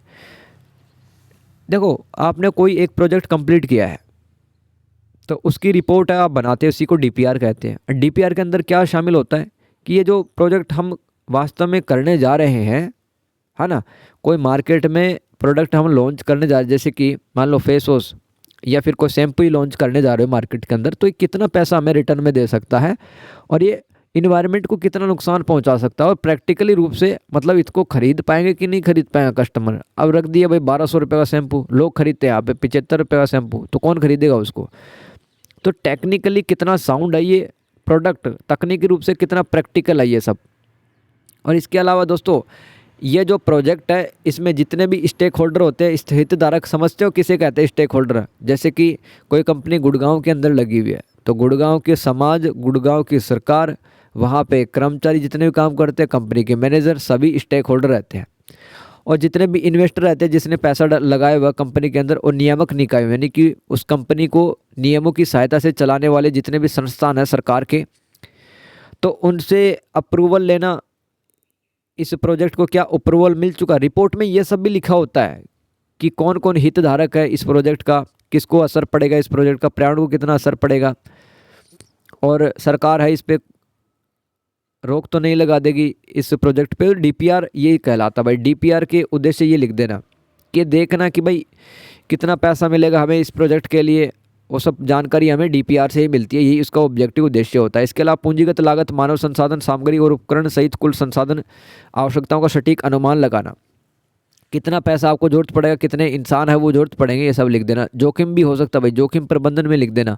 कार्यान्वयन, मार्गदर्शन, परियोजना के निष्पादन, निगरानी और मूल्यांकन के लिए एक विस्तृत खाका के रूप में कार्य करना। यानी कि आप प्रोजेक्ट जो भी कर रहे हैं तो उसका मॉनिटरिंग किया जाएगा, असेसमेंट किया जाएगा और एक फ्रेमवर्क उसका बनाया जाएगा। तो इससे सुनिश्चित किया जाता है DPR से कि जो हमारा जो परियोजना प्रोजेक्ट था क्या वो सही दिशा में आगे बढ़ रहा है, क्या हमने जो लक्ष्य सोचे थे वो हमें मिल रहे हैं। इसके अलावा वित्त पोषण और अनुमोदन सुरक्षित करना, यानी कि आवश्यक निवेश, इस प्रोजेक्ट को पूरा करने के लिए कितना पैसा जरूरत पड़ेगा, कौन कौन इन्वेस्टमेंट करने के लिए आगे आया है।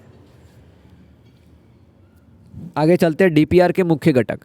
देखो यहाँ पे यार मैं पूरा एकदम खोल खोल के नहीं लिखूँगा क्योंकि ये वीडियो है, मेरे को पहले ही लग रहा है भाई 1.5 घंटे से ऊपर ही जाने वाला है, तो फटाफट से इसको कंप्लीट करते हैं। डिटेल प्रोजेक्ट रिपोर्ट के मुख्य घटक कंपोनेंट क्या होते हैं?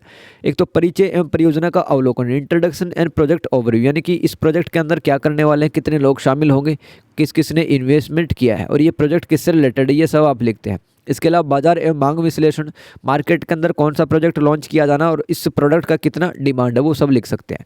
तकनीकी एवं इंजीनियरिंग संबंधी विवरण, टेक्निकल एंड इंजीनियरिंग डिटेल्स, यानी कि ये जो प्रोजेक्ट अगर हम बनाएंगे, काम करेंगे, तो इसमें कितना टेक्नोलॉजी का और कितने जो इंजीनियर्स वगैरह हैं उनका आवश्यकता होगा। इसके अलावा वित्तीय पहलू, फाइनेंशियल एस्पेक्ट, कितना जो पैसा वो इस प्रोजेक्ट को कंप्लीट करने के लिए अंदर चाहिए, वो भी डीपीआर का एक घटक होता है। इसके अलावा इम्प्लीमेंटेशन एंड मैनेजमेंट, यानी कि ये जो प्रोजेक्ट बन जाएगा कंप्लीट तो इसको इम्प्लीमेंट करेंगे अपन, है ना, इसमें जो भी लिखा हुआ है इसका प्रबंधन भी करेंगे। जोखिम में प्रभाव आकलन, रिस्क एंड इम्पैक्ट असेसमेंट, इस प्रोजेक्ट से पर्यावरण पे, सरकार पे, समाज पे क्या असर हो सकता है, वो डीपीआर का एक घटक होता है, डीपीआर में लिखा होता है, कंपोनेंट होता है डीपीआर का। वैधानिक कानूनी, यानी कि किसी को कानूनी दिक्कत ना हो जाए, वो सब इसमें लिखा होता है। क्वेश्चन नंबर, अब देखो ये तीसरा ही सवाल चल रहा है भाई, 40 मिनट तो हो चुके हैं ऑलरेडी, लेकिन फ़ायदा ज़रूर मिलेगा, ऐसा नहीं है दोस्तों टाइम हमारा खर्च हो रहा है, मतलब सही काम में ही खर्च हो रहा है ना। क्वेश्चन नंबर 3 में बी, व्यावसायिक विकास में यूट्यूब की भूमिका पर चर्चा कीजिए, साथ ही यूट्यूब चैनल के माध्यम से राजस्व उत्पन्न करने में गूगल एडसेंस की भूमिका का वर्णन कीजिए। दोस्तों यूट्यूब से काफ़ी लोग पैसा कमा रहे हैं भाई, जैसे कि व्लॉगर है ना, केरी मिनाटी ने यार कितना पैसा छापा है यार यूट्यूब से, करोड़ों रुपए छाप लिए ना। गूगल एडसेंस कितना रुपए देता था। कुछ यूट्यूबर्स ऐसे हैं जिनको मैं बता रहा हूँ, इंडिया के अंदर 3-4 ऐसे यूट्यूबर हैं जिनको 15 से लेकर 25 करोड़ के बीच में सालाना मिलते हैं। कितना पैसा होता है भाई, कितना पैसा होता है, गूगल एडसेंस इतना देता है। तो दोस्तों वही आपसे पूछा है, the role of YouTube in business development, यानी कि व्यापार को आगे बढ़ाने के लिए यूट्यूब का क्या योगदान हो सकता है। जैसे कि आपकी कोई फर्नीचर की दुकान है जहाँ पे सोफे रखे हुए, आपने तरह तरह की जो चेयर है वो रखी हुई, टेबल रखे हुए हैं, तो आप एडवर्टाइजमेंट के माध्यम से बहुत सारे ऑडियंस तक पहुंच सकते हो। तो global reach and audience engagement इससे होता है। इसके अलावा ब्रांड बिल्डिंग एंड अवेयरनेस, जैसे कि अमेजन, फ्लिपकार्ट, मीशो है, इनके एड आते रहते हैं इंस्टा पे, है ना, और ये यूट्यूब वगैरह पे, तो ये ब्रांड अपनी इमेज बढ़ाती है इससे। इसके अलावा SEO, search engine optimisation and visibility. दोस्तों सर्च इंजन क्या होता है, मतलब अगर आपकी ये दुकान है फर्नीचर की, अगर आप वेबसाइट बना देते हो, गूगल को थोड़ा बहुत पैसा देते हो कि यार मेरी वेबसाइट रैंक करनी चाहिए, कोई अगर फर्नीचर सोफ़ा देखे तो मेरी वेबसाइट दिखाओ उसको सबसे पहले, तो ये काम कौन करेगा, ये काम करेगा SEO। तो ये जो यूट्यूब है ना, SEO के माध्यम से आपको व्यापार को आगे बढ़ाता है। इसके अलावा लीड जनरेशन एंड सेल्स, यानी कि जो नए नए कस्टमर आपके जो प्रोडक्ट है वो देखेंगे, आपकी सेल्स बढ़ेगी। Thought leadership and authority, content marketing and diversification, ये भी लिख सकते हैं आप कि तरह तरह का जो मार्केट के अंदर आप जो भी सर्विसेज बेचते हैं उसमें डाइवर्सिफिकेशन कर सकते हैं। आगे चलते, the role of Google AdSense in generating revenue through a YouTube channel के माध्यम से कैसा लोग पैसा कमा रहे हैं गूगल एडसेंस से। तो देखो गूगल एडसेंस बताऊँ क्या करता है, सीधा सा देखो समझाना, क्योंकि ये किताब वाली लैंग्वेज आपको याद हो या ना हो, बता देता हूँ कि जैसे कि फ्लिपकार्ट ने बिग बिलियन सेल्स जो होती है ना, मतलब सितंबर अक्टूबर में काफ़ी सस्ता सामान मिलता है, तो फ्लिपकार्ट ने लगा दिए भाई 10 लाख रुपए एडवर्टाइजमेंट में, फ्लिपकार्ट अपने प्रोडक्ट दिखा रहा है, ठीक है। और कंटेंट क्रिएट करने वाले, जैसे कि मैं ही कंटेंट क्रिएट कर रहा हूँ, है ना, यूट्यूब पे कंटेंट ही तो क्रिएट हो रहा है, तो मेरी वीडियो पे जितना फ्लिपकार्ट का ऐड चलेगा वो उतना पैसा मुझे गूगल एडसेंस देगा। तो गूगल एडसेंस क्या कर रहा है, बीच में बिचौलियों का काम कर रहा है, वो एक मध्यस्थ का काम कर रहा है, वो एक पुल का, सेतु का या ब्रिज का काम कर रहा है, यानी कि कंपनी का जो पैसा है एडवर्टाइजमेंट का, विज्ञापन का, वो मुझे दे रहा है। तो गूगल एडसेंस का ये काम है, समझ गए। तो गूगल एडसेंस दोस्तों, AdSense serves as a bridge between advertiser who pay Google to run ads, यानी कि जिसने गूगल पे पैसे डाले हुए, तो वो पैसा है, अगर उसका विज्ञापन मेरी वीडियो पे दिखाई देगा तो मुझे वो पैसे मिलेंगे। And creators provide the platform for those ads when a creator joins the YouTube partner program. देखो जैसे कि YPP एक प्रोग्राम होता है, यूट्यूब पार्टनर प्रोग्राम, अगर आप कंटेंट क्रिएट करते हैं यूट्यूब पे तो इसमें शामिल हो सकते हैं। आपको मिनिमम अगर लॉन्ग वीडियोस बनाते हो तो आपको पता ही होगा यार, 1000 सब्सक्राइबर चाहिए और 4000 घंटे वॉच आवर चाहिए, तब आपका मोनेटाइज होगा चैनल। तब जाके आपको थोड़ा बहुत पैसे मिलने लगेंगे। They must link their YouTube channel to an active AdSense account, कोई भी एक्टिव एडसेंस अकाउंट उससे आपको ज्वाइन करना है। इसके अलावा दोस्तों वन से चैनल मोनेटाइज, कोई भी एक बार चैनल मोनेटाइज हो जाता है तो AdSense automatically places relevant ads, यानी कि रेलेवेंट एड्स ही दिखाता है। जैसे कि आप गेमिंग का आपका चैनल है तो गेमिंग के हिसाब से आपको आपके चैनल पे वो ऐड दिखवाएगा लोगों को, है ना, और आपको पैसा मिलेगा गूगल एडसेंस की तरफ से। इस तरह से लिख देना आप, है ना, हर चीज़ नहीं पढ़ूंगा यार मैं। Revenue sharing, creators earn a share of revenue is generated from ad impressions और क्लिक। अब क्रिएटर कैसे कमाता है पैसा, जैसे कि उसकी वीडियो पे कुछ चल रहा है ना, उसको अगर कोई क्लिक करेगा तो वो पैसा कमाएगा। इस तरह से रेवेन्यू को बांटा जाता है। यूट्यूब भी कुछ पैसा रखता है, जैसे कि 100 रुपये विज्ञापन में फ्लिपकार्ट ने लगाए हैं तो क्रिएटर को शायद यूट्यूब 20 या 30 रुपये देगा और बाकी खुद रख लेता है। तो इस तरह से रेवेन्यू शेयर किया जाता है। आगे चलते हैं क्वेश्चन नंबर 4 में, बड़े पैमाने पर प्लास्टिक मनी को अपने में किन कारकों ने योगदान दिया है, किन्हीं 4 ई भुगतान वीडियो की चर्चा करें। हाँ दोस्तों, हिंदी में नहीं समझ में आया तो इंग्लिश में देखो। Which factors contributed to adoption of plastic money और large scale discuss any four e payment method. दोस्तों ये जो प्लास्टिक मनी होता है ये आजकल इतना ज़्यादा क्यों बढ़ रहा है और कौन से ऐसे कारक हैं जिन्होंने प्लास्टिक मनी को आगे बढ़ाने में योगदान दिया, और किन्हीं 4 ई भुगतान तरीकों की चर्चा करें। वीडियो नहीं है, तरीके हैं भाई, गलती से मैंने लिख दिया। 4 ई भुगतान के तरीके आपको डिस्कस करने हैं। पहले तो ये देखो प्लास्टिक मनी क्या होता है। अब जैसे कि डेबिट कार्ड से, क्रेडिट कार्ड से या यूपीआई पेमेंट कर रहे हो, ये सब क्या है, ये प्लास्टिक मनी तो है, ये प्लास्टिक मनी तो है। Credit card, debit card real money थोड़ी है, उसके सहायता से तो आप खरीद लेते हो। जैसे कि मार्केट के अंदर 50 रुपये की सब्जी खरीद के आ गए तो वो प्लास्टिक मनी है। प्लास्टिक मनी ये डेबिट कार्ड और क्रेडिट कार्ड वाला है प्लास्टिक मनी। तो ये बढ़ क्यों रहा है दोस्तों आजकल, क्योंकि टेक्नोलॉजिकल इनोवेशंस हो रहे हैं, इंफ्रास्ट्रक्चर का डेवलपमेंट हो गया है। जैसे कि अब किराना की स्टोर पे भी दोस्तों आपने मशीन देखी होगी, आप वो एटीएम ले जाओ, वहाँ पे स्वाइप करो और फिर सामान जो भी चाहिए वो ले जाओ। तो introduction of credit cards, debit cards, ATMs and point of sales system, POS machine किसे कहते हैं, पॉइंट ऑफ सेल्स। जैसे कि जो बड़े बड़े शॉपिंग मॉल्स हैं वहाँ पे पीओएस सिस्टम लगे होते हैं, आप अपना कार्ड उनको दिखाओ, या आजकल मोबाइल से भी पेमेंट हो जाता है। पीओ सिस्टम उसको कहते हैं। Made cashless transactions possible and convenient replacing physical cash handling. तो दोस्तों पुराने परंपरागत जो तरीके होते थे, है ना, किराने वाले भैया को भी अपन पैसे दे रहे थे 20 रुपये 50 रुपये, अब नहीं देने पड़ते क्योंकि प्लास्टिक मनी ये काफ़ी ज़्यादा चल गया है। पेटीएम, गूगल पे, है ना, कार्ड वगैरह ये सब प्लास्टिक मनी होते हैं भाई, क्योंकि टेक्नोलॉजी बढ़ रही है ना दिन प्रतिदिन। कन्वेंस एंड एफिशिएंसी, यानी कि दोस्तों ये बहुत ज़्यादा सुविधाजनक होते हैं और काम करने में भी अच्छे होते हैं, है ना। मतलब पहले तो सड़े गले नोट भी हम ले लेते थे, दे आते थे दुकान वालों को, ऐसा नहीं होता।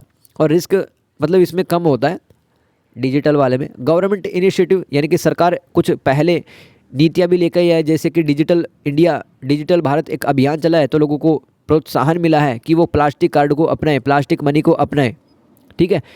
इसके अलावा ग्रोथ इन ई कॉमर्स, अब जैसे अमेज़न, फ्लिपकार्ट, मंत्रा, मीशो, ये सब ई कॉमर्स होते हैं, तो ये काफ़ी कंपनियां बढ़ रही हैं आगे। तो इसलिए दोस्त आजकल क्रेडिट कार्ड और डेबिट कार्ड, एटीएम ज़्यादा इस्तेमाल करने लगे हैं लोग, ठीक है।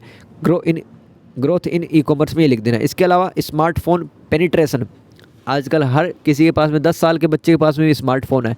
तो इतना ज़्यादा स्मार्टफोन अब इंडिया के अंदर आ गया है कि लोग हैं अब मतलब नोट लेकर के जाते नहीं है मार्केट के अंदर, अब तो मोबाइल से ट्रांजैक्शन कर देते हैं। तो ये सब कारक फैक्टर्स थे जिनके कारण से बढ़ा है प्लास्टिक मनी। इसके अलावा और ये पढ़ लो 4 ई पेमेंट मेथड कौन कौन से, debit card and credit card, ठीक है। और ई वॉलेट, डिजिटल वॉलेट से भी अपन पेमेंट कर सकते हैं, ऑनलाइन बैंकिंग, नेट बैंकिंग के साथ में पेमेंट कर सकते हैं। तो ये 4 तरीके वो पढ़ लेना।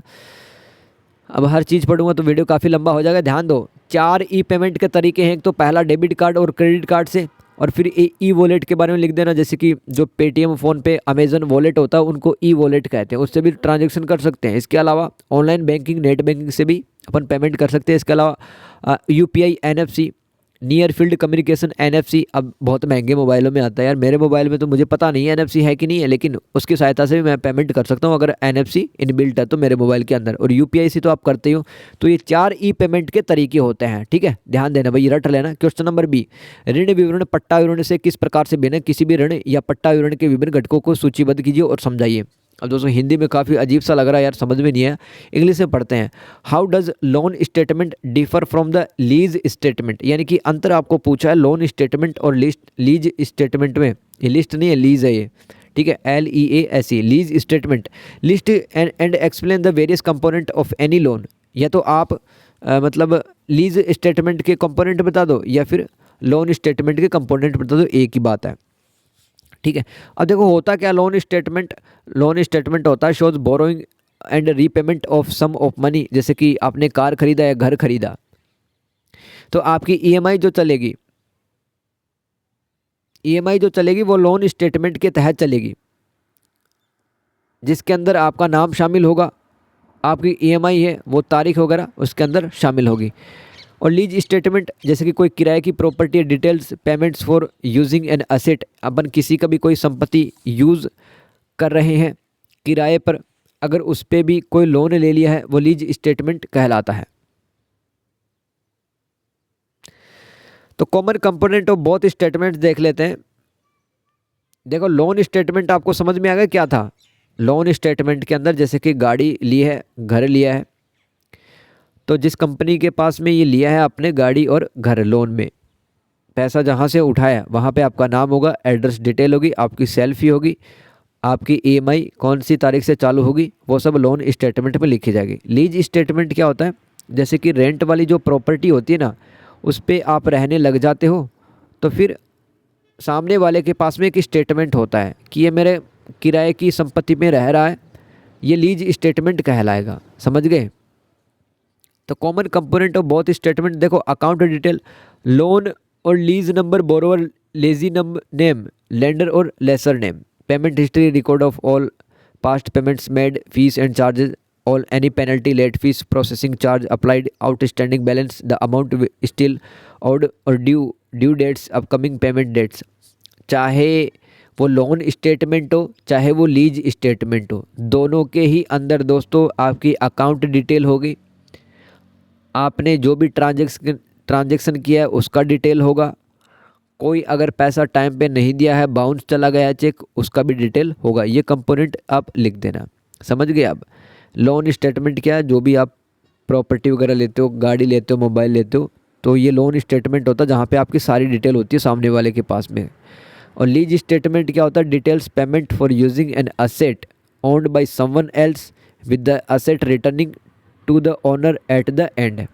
यानी कि आपने मान लो किसी से किराए पर कोई संपत्ति प्रॉपर्टी उधार लिया है, ठीक है, टाइम पर आप पैसा चुका भी रहे हो उसको, और अंत में पूरा का जो पूरा प्रॉपर्टी है वो ओनर को दे दोगे जो कि एक्चुअल में ओनर था। ये लीज स्टेटमेंट होता है। ठीक है, आगे चलते भाई। क्वेश्चन नंबर 5, बढ़िया सवाल है। कंप्यूटर नेटवर्क के प्रकार।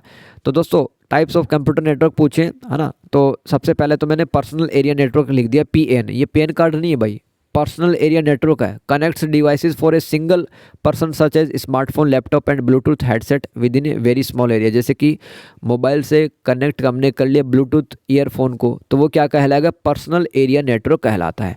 आगे है दोस्तों metropolitan area network, MAN metropolitan, यानी कि शहरों के अंदर, connects LANs across a larger area such as city और लार्जर कैंपस। तो दोस्तों जैसे कि मैं आपको बता रहा हूँ कि कोई कॉलेज कैंपस है बड़ा सा, वहाँ पे कोई राउटर रख दिया है गूगल का या फिर किसी और कंपनी का, उसके साथ में बहुत सारे टैबलेट डिवाइसेस अटैच हैं, कंप्यूटर भी चल रहे हैं, तो ऐसा नेटवर्क क्या कहलाएगा, MAN, जहाँ पे बहुत सारे जो कंप्यूटर आपस में कनेक्ट हो जाएंगे और इंटरनेट डिस्ट्रीब्यूट किया जाएगा। WAN क्या होता है दोस्तों, WAN वाइड एरिया नेटवर्क। जैसे कि पूरा शहर है, जयपुर है, अब वो जयपुर के सारे कंप्यूटर कनेक्ट हो जाएंगे इंटरनेट सर्वर से, और सारे टैबलेट, सारे मोबाइल कनेक्ट हो जाएंगे। बड़े एरिया में अगर बात करें तो वहाँ पे मैन आता है, और अगर छोटे शहरों गांव की बात करें वहाँ पे मैन आ जाएगा। और अगर हम बात करते हैं कि हमने ब्लूटूथ ऑन करके या फिर अपना ही मोबाइल का हॉटस्पॉट करके दूसरे को वाईफाई दे दिया, हमारे पास में जैसे कि टैबलेट है, तो टैबलेट में मैं चला रहा हूँ मोबाइल के हॉटस्पॉट ऑन करके इंटरनेट, तो वो पर्सनल एरिया नेटवर्क होता है PN, MAN और WAN। समझ गए। Question number B, operating system के टाइप क्या। भाई हिंदी, कितना हिंदी लिखोगे यार, हिंदी का खेल खत्म करो, अब इंग्लिश में अपन पढ़ेंगे क्योंकि वीडियो है अभी तकरीबन 1 घंटे का होने वाला है। टाइप्स ऑफ ऑपरेटिंग सिस्टम, अरे 20-22-25 साल की हो गई, इतना तो आपको आता है ना इंग्लिश, और ये तो कंप्यूटर वाला सब्जेक्ट है, इसके अंदर तो हिंदी का कुछ लेना देना ही नहीं है, लिख देना अपने हिसाब से। समझ लो। सबसे पहले ऑपरेटिंग सिस्टम के प्रकार, general purpose and desktop mobile. दोस्तों अगर मैं बात करूं कि आप सामान्य उद्देश्य के आधार पे मैं बात करूं कि कितने टाइप के ऑपरेटिंग सिस्टम होते हैं, तो मैं बेसिकली इसको डेस्कटॉप ओएस और मोबाइल ओएस में बांट दूंगा। डेस्कटॉप ओएस में विंडोज़, मैक ओएस जो एप्पल का ऑपरेटिंग सिस्टम होता है, और लिनक्स। ठीक है, लिनक्स में दोस्तों उबंटू और फेडोरा आते हैं, और क्रोम ओएस, ये सब डेस्कटॉप ओएस होते हैं। मोबाइल ओएस की बात कर तो एंड्रॉयड आईओएस, ये सब। आईओएस क्या होता है? एप्पल का ये मोबाइल वाला ऑपरेटिंग सिस्टम होता है। ठीक है, तो दोस्तों अब मैं बात करूँ तो ये फंक्शन के आधार पर और इन्वायरमेंट के आधार पर ये कितने तरह के ऑपरेटिंग सिस्टम हो सकते हैं। पहला होता है बेच ओएस, बेच operating system, processes jobs in batches without direct user interactions early system. दोस्तों जो शुरुआत के जो कंप्यूटर थे ना, वहाँ पर बेच ऑपरेटिंग सिस्टम का यूज किया गया था, जहाँ पे मतलब यूजर ज़्यादा इंटरेक्ट नहीं कर पाता था बेच ऑपरेटिंग सिस्टम में। इसके बाद में दोस्तों मल्टीटास्किंग और time sharing operating system allows multiple users और program to share a single CPU giving quick response. यानी कि जहाँ पर यूनिक्स और लिनक्स की बात करते हैं, वहाँ पर मल्टीपल यूजर्स हैं, वो एक टाइम में ज़्यादा इन्फॉर्मेशन शेयर कर सकते हैं, प्रोग्राम को रन कर सकते हैं। ये मल्टीटास्किंग ओएस होते हैं। आगे है दोस्तों रियल टाइम ऑपरेटिंग सिस्टम। क्या होता है? Guarantees quick predictable response times crucial for critical system, जैसे कि एयरबैग्स और गेमिंग और मल्टीमीडिया के अंदर रियल टाइम, जहाँ पर दोस्तों लाइव चलने की बात होती है, लाइव में कुछ टास्क परफॉर्म किया जाना है, वहाँ पर रियल टाइम ओएस का यूज करते हैं। नेटवर्क ओएस क्या होता है? Manage network resources enabling file printer sharing, example Windows servers, तो वहाँ पे नेटवर्क ओएस का यूज करते हैं। डिस्ट्रीब्यूटेड ओएस क्या होते हैं? Links multiple independent computers to appear as a single system. Links multiple independent computer, यानी कि अलग अलग जो कंप्यूटर रखे हुए हैं, अगर उनको एक सिंगल सिस्टम की तरह दिखाना हो तो वहाँ पर डिस्ट्रीब्यूटेड ओएस का यूज करेंगे। एम्बेडेड ओएस का found in non computer devices like smart TV, car, ATM, इनके अंदर एम्बेडेड ओएस होता है जो एक फिक्स तरीके से ही काम करता है। एटीएम के अंदर कौन सा होता है? Embedded OS. अब इसको हिंदी में लिखना तो इसको एम्बेडेड कह देना, अंतर्निहित लिख के क्या करोगे, वहाँ पे चेक करने वाले को समझ में नहीं आएगा, एम्बेडेड लिख देना देवनागरी स्क्रिप्ट में। Multi user OS supports multiple users simultaneously, example Linux और Unix. Multi user operating system क्या होता है? It supports multiple users simultaneously, यानी कि अलग अलग यूज़र हैं, वो एक साथ यहाँ पे परफॉर्म कर सकते हैं, काम कर सकते हैं। जैसे कि लिनक्स और यूनिक्स जो ऑपरेटिंग सिस्टम है, उनको अपन मल्टी यूज़र ऑपरेटिंग सिस्टम कहते हैं। अब आगे चलते हैं, तीसरा सवाल, जीडीपीआर सामान्य डेटा संरक्षण अधिनियम, ये क्या था भाई? देखो, जनरल डेटा प्रोटेक्शन रेगुलेशन, इसका ये फुल फॉर्म था जीडीपीआर। हिंदी में इसको सामान्य डेटा संरक्षण अधिनियम कहते हैं। Is a strict European union law, यानी कि देखो यूरोप के जितने भी देश है ना, चाहे वो पोलैंड है, चाहे वो इंग्लैंड है, फ्रांस है, जर्मनी है, ब्रिटेन है, ये सब यूरोपियन संघ के हिस्सा हैं, ईयू के हिस्सा हैं। तो वहाँ पे एक कानून बना हुआ है जीडीपीआर नाम से, the general data protection regulation. तो एक प्रकार का कानून है, the security and privacy of personal data of European citizens, यानी कि यूरोपियन सिटीजन्स हैं, उनके डेटा को प्रोटेक्ट करने के लिए, ईमेल आईडी, बैंक अकाउंट, ये सब इनको प्रोटेक्ट करने के लिए ये एक्ट, ये कानून लाया गया था। ठीक है, GDPR applying to organisations world wide that process data of EU residents, यानी कि दुनिया भर के जितने भी संगठन हैं उन पे भी अप्लाई होता है, जो कि यूरोप के रहने वाले नागरिकों को किसी प्रकार से डेटा से कोई छेड़छाड़ करते हैं, उनका यूज करते हैं, तो ये अधिनियम लागू होगा। And it strengthens the rights of data subjects, establishes a standardised approach to data protections and holds companies accountable for reporting breaches and data security, यानी कि यूरोप के किसी भी सिटीजन का, किसी भी नागरिक का किसी प्रकार डेटा खिलवाड़ ना हो, इसके लिए ये अधिनियम काम करता है। इस तरह से आप लिख देना, डेटा को प्रोटेक्ट करने के लिए। इसका ऑब्जेक्टिव क्या था? To give individuals control over their personal data and establish uniform rules for data collections and processing regardless of where the organisation is located. अब जैसे कि इंडिया के अंदर कोई कंपनी है, वो ब्रिटेन के किसी सिटीजन्स का कोई डेटा है वो रखती है, तो दोस्तों वो डेटा है बहुत सिक्योर रखना पड़ेगा, वो डेटा बहुत सिक्योर रखना पड़ेगा। तो एक यूरोप के नागरिक को अपने डेटा है उन पे ये कंट्रोल ये देती है, ये अधिनियम। इस तरह से लिख देना आप, है ना। कब लागू हुआ था? ये 25 मई 2018 को लागू हुआ था भाई। आगे है कैप्चा कोड और इसका उद्देश्य। कैप्चा कोड क्या होता है भाई? इसका पर्पज आपने देखा ही होगा, जो कि आप लिखते हो ना, जैसे कि आप रोबोट नहीं हो, इसके लिए आपको कुछ संख्याएं वगैरह दे रखी होंगी। राइट साइड में देखो इंसान लगा हुआ है कैप्चा को टाइप करने में, है ना। नंबर उल्टे सीधे दे रखे होते हैं, धुंधले दे रखे होते हैं, वो चेक करने के लिए भाई आप रोबोट नहीं हो, इंसान हो, और आपके अंदर दिमाग है। दिमाग तो है भाई। कैप्चा कोड और इसका पर्पज क्या होता है? कैप्चा, इसका फुल फॉर्म देखो, फुल फॉर्म याद किया कभी? आज याद करो दोस्तों, आज ही सीखेंगे ना पूरा knowledge. Completely automated public Turing test to tell computers and humans apart. ये कैप्चा का फुल फॉर्म है। चलो याद हो जाए तो बेटर है, नहीं याद हो तो कोई बात नहीं। कैप्चा याद रखना। कैप्चा क्या होता है? It is a security measures, यानी कि सुरक्षा एक मापक है, सुरक्षा मापक है that uses a challenge response test to distinguish between human users and automated bots. जो ऑटोमेटेड बोट्स हैं दोस्तों, जैसे कि रोबोट है ना, रोबोट और इंसानों के बीच अंतर करने के लिए कैप्चा कोड दिए जाते हैं। प्रिवेंट्स ये बचाता है spam, it stops boats from flooding comment sections, forums and contact forums with unsolicited message and advertisements। दोस्तों ये कैप्चा कोड ही तो होते हैं जो कि मतलब बचाते हैं यार। कई बार बाढ़ आ जाती है कमेंटों की, है ना। कई बार हम कहते नहीं कि भाई ये तो बॉट है, ये बंदा रियल बंदा नहीं है जो कमेंट कर रहा है, तो बॉट है। तो दोस्तों उसी बॉट को हटाने के लिए किसी भी वेब प्लेटफॉर्म से हम कैप्चा का इस्तेमाल करते हैं। ब्लॉक फेक रजिस्ट्रेशंस, तो captcha are used on sign up pages for email services, social media and other online accounts to stop bots from creating millions of fake profiles. तो robot हो सकता है कि काफ़ी सारी फेक प्रोफाइल जनरेट कर दे, इसलिए कैप्चा दिया जाता है। इसके अलावा हैकर से बचाने के लिए ये कैप्चा हमारी मदद करता है। जैसे कि एक हैकर जो होते हैं एक तरीका अपनाते हैं, उसको कहते हैं denial of service, DDoS attack कहते हैं। इसके अंदर क्या होता है, इंटरनेट पे ज़बरदस्ती भीड़ बढ़ा दी जाती है, आप किसी वेबसाइट पे पहुंच नहीं पाते, उसका एक्सेस आपको नहीं मिल पाता है क्योंकि हैकर ने ट्रैफिक बढ़ा दिया होता है जानबूझ करके। इसको कहते हैं denial of service attack, DDoS attack. तो इस प्रकार के आक्रमण अटैक से भी सुरक्षा करता है कैप्चा। आगे चलते हैं इंटरनेट सेवाओं के प्रकार। पहला है फाइबर ऑप्टिक्स और दूसरा है दोस्तों केबल, तीसरा है DSL, फिर है 5G 4G LTE और फिर है फिक्स्ड वायरलेस, फिर है डायल अप। अब फटाफट से पढ़ लेते यार।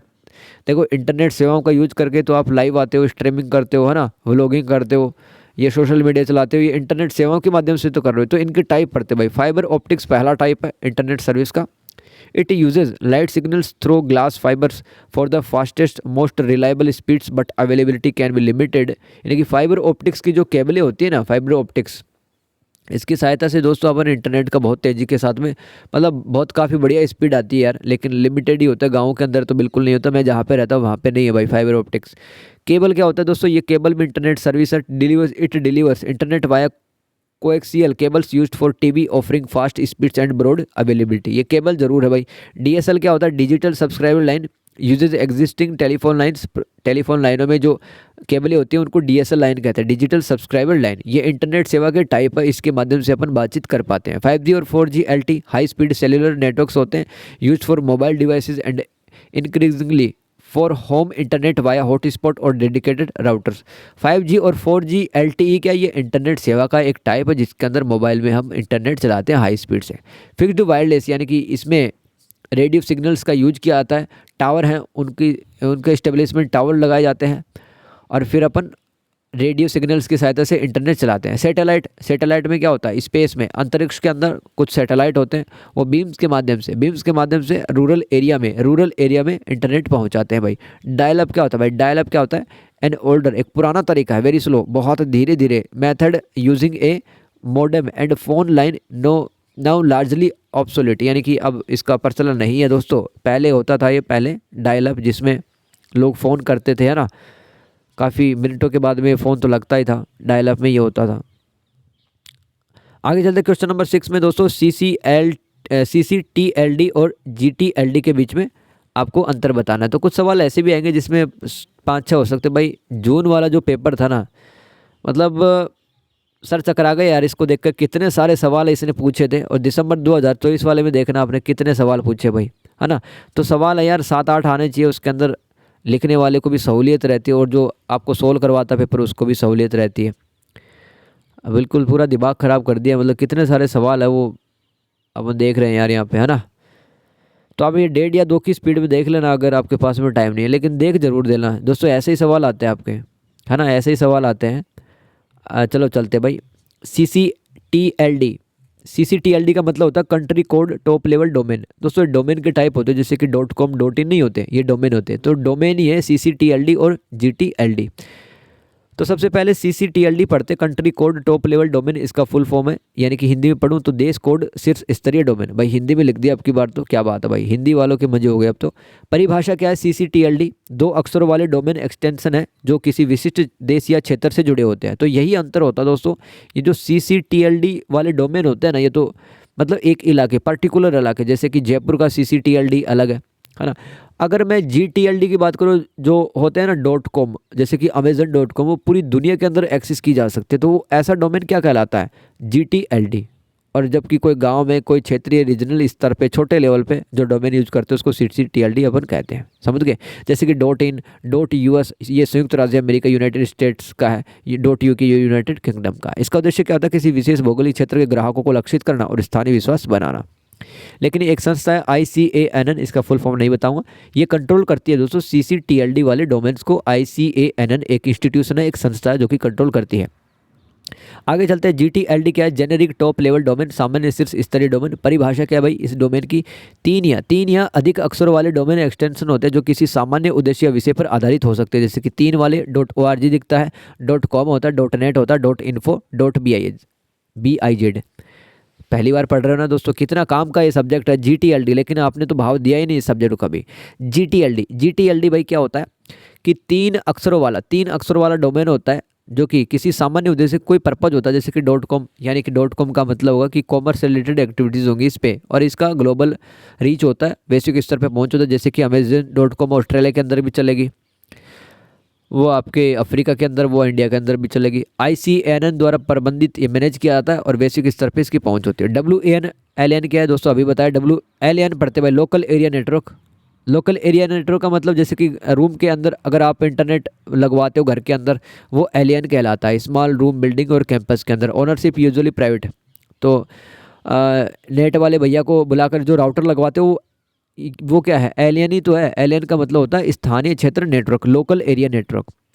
तो ओनरशिप भी खुद की होती है, आपकी स्पीड काफ़ी ज़्यादा मिलती है। और example, your home wifi network connectivity, your laptop, TV and phone, ये सब LAN के द्वारा जुड़े होते हैं। अब वैन क्या होता है दोस्तों, बड़े से एरिया में अगर आपको इंटरनेट डिस्ट्रीब्यूट करना है बड़े से एरिया में, वो वाइड एरिया नेटवर्क कहलाएगा। जैसे कि सिटी, कंट्री और ग्लोबल लेवल पे ये होता है। इसका स्पीड थोड़ा स्लो हो सकता है क्योंकि काफ़ी सारे जो सिस्टम एंड डिवाइसेस वो कनेक्ट होती हैं WAN नेटवर्क से। आगे चलते हैं, NPV और IR क्या है भाई, ये सवाल समझो थोड़ा सा, ये थोड़ा सा आपका दिमाग हिला सकता है, लेकिन मैं समझाने का पूरा कोशिश करूँगा। प्योर ये कॉमर्स से रिलेटेड है भाई, प्योर कॉमर्स से रिलेटेड है NPV और IRR। देखो NPV का फुल फॉर्म होता है सबसे पहले तो नेट प्रेजेंट वैल्यू NPV। और IRR का full form internal rate of return है IRR। ये क्या होते हैं दोनों, these are fundamental financial metrics used in capital budgeting to evaluate the profitability and feasibility of potential projects और इन्वेस्टमेंट। यानी कि किसी भी कंपनी में दोस्तों जो प्रोजेक्ट चलाए जाने हैं या जहां से निवेश आना है, कितना उनका प्रॉफिट मिलेगा। कंपनी कोई भी प्रोडक्ट बनाती है, कोई भी प्रोजेक्ट लॉन्च करती है, कितना प्रॉफिटेबल होगा, है ना, और कितना इन्वेस्टमेंट कंपनी के पास में आएगा, ये NPV और IRR ये मापते हैं, मेजर करते हैं इनकी सहायता से। समझ गए, किसी भी संगठन में, किसी कंपनी ऑर्गेनाइजेशन में अगर कोई प्रोजेक्ट या प्रोडक्ट लॉन्च किया जाता है, उसको इम्प्लीमेंट किया जाता है, कितना प्रॉफिटेबिलिटी होगा कंपनी को, कितना लाभ होगा, वो NPV IRR हमें बताते हैं। ये NPV क्या होता है भाई, the difference between the present value of cash inflows and outflows, यानी कितना कैश है वो कंपनी के पास में आ रहा है और कितना कैश बाहर जा रहा है, इनका नेट जो हम निकालते हैं वो नेट प्रेजेंट वैल्यू कहा जाता है। ठीक है, अब ये देखो, अगर NPV 0 से ज़्यादा है तो पॉजिटिव होगा, और अगर NPV 0 से कम है तो दोस्तों कंपनी घाटे के अंदर होगी, कंपनी लॉस के अंदर होगी। NPV अगर 0 से ज़्यादा होगा, NPV का जो वैल्यू मान होगा, तो कंपनी फ़ायदे के अंदर होगी, कंपनी को गेन होगा। NPV कहाँ पर दोस्तों यूज किया जाता है, प्रोजेक्ट्स विद डिफरेंट साइजेस और cash flow patterns, mutually exclusive projects, choose the one with the highest positive NPV। यानी कि ऐसे प्रोजेक्ट जहाँ पर जो कैश फ्लो है पैटर्न्स वो बदलता रहता है। जैसे कि आज है कंपनी को 20,000 का प्रॉफिट हो गया, कल 5,000 का लॉस हो गया, फिर वापस से 25,000 का प्रॉफिट हो गया। तो कैश फ्लो मतलब जा भी रहा है और बाहर भी जा रहा है, कैश आ भी रहा है और बाहर भी जा रहा है। तो ये कैश फ्लो पैटर्न जहाँ पे देखने के लिए मिलते हैं किसी भी कंपनी के अंदर, वो एनपीवी का यूज़ अपन करते हैं। आगे चलते भाई, इंटरनल रेट ऑफ रिटर्न क्या है? The discount rate at which the NPV of an investment, यानी कि किसी भी निवेश का, किसी भी इन्वेस्टमेंट का अगर एनपीवी, देखो which the NPV of an investment equals, यानी कि किसी भी इन्वेस्टमेंट का जो एनपीवी है जिस रेट पे, जिस डिस्काउंट रेट पे वो जीरो के बराबर हो जाए, उसको इंटरनल रेट ऑफ रिटर्न्स कहते हैं। अगर आईआरआर या कॉस्ट ऑफ कैपिटल यानी कि हर्डल रेट से ज़्यादा है तो उसको एक्सेप्ट कर लिया जाता है, यानी कि कंपनी प्रॉफिट में होगी। अगर आईआरआर कॉस्ट ऑफ कैपिटल यानी कि जितना भी पैसा आपने प्रोजेक्ट में, प्रोडक्ट बनाने में लगाया, अगर आईआरआर उससे ज़्यादा है तो आप प्रॉफिट में होंगे। तो किसके लिए फ़ायदे में? Independent projects to goes their efficiency yield as a percentage. तो ऐसे प्रोजेक्ट जो कि मतलब इंडिपेंडेंटली चलाया जाता है, जहाँ पे इन्वेस्टमेंट ना के बराबर होता है, वहाँ पर आईआरआर का इस्तेमाल करते हैं अपन। अजम्पशन इसमें मानते हैं अपन, री investment of cash flows at the IRR itself which can B unrealistic.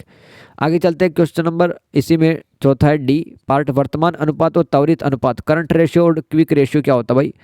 देखो करंट रेशियो का मतलब है, इसका फॉर्मूला सबसे पहले पढ़ते हैं अपन, करंट एसेट यानी कि हमारे पास में कितनी कुछ संपत्ति है, कितना कुछ वस्तु है, उसका मूल्य क्या है, करंट एसेट। और करंट लाइबिलिटीज, लाइबिलिटी का मतलब अभी बताया था, जैसे कंपनी चलाते हो ना आप, जैसे लोन ले रखा है 10 लाख का, वो भी लाइबिलिटी है, देता है इसको बोलते हैं हिंदी के अंदर। और कंपनी के अंदर बंदे रखे हुए हैं, उनको भी पेमेंट करना आपको, वो भी आपकी लाइबिलिटी है ना।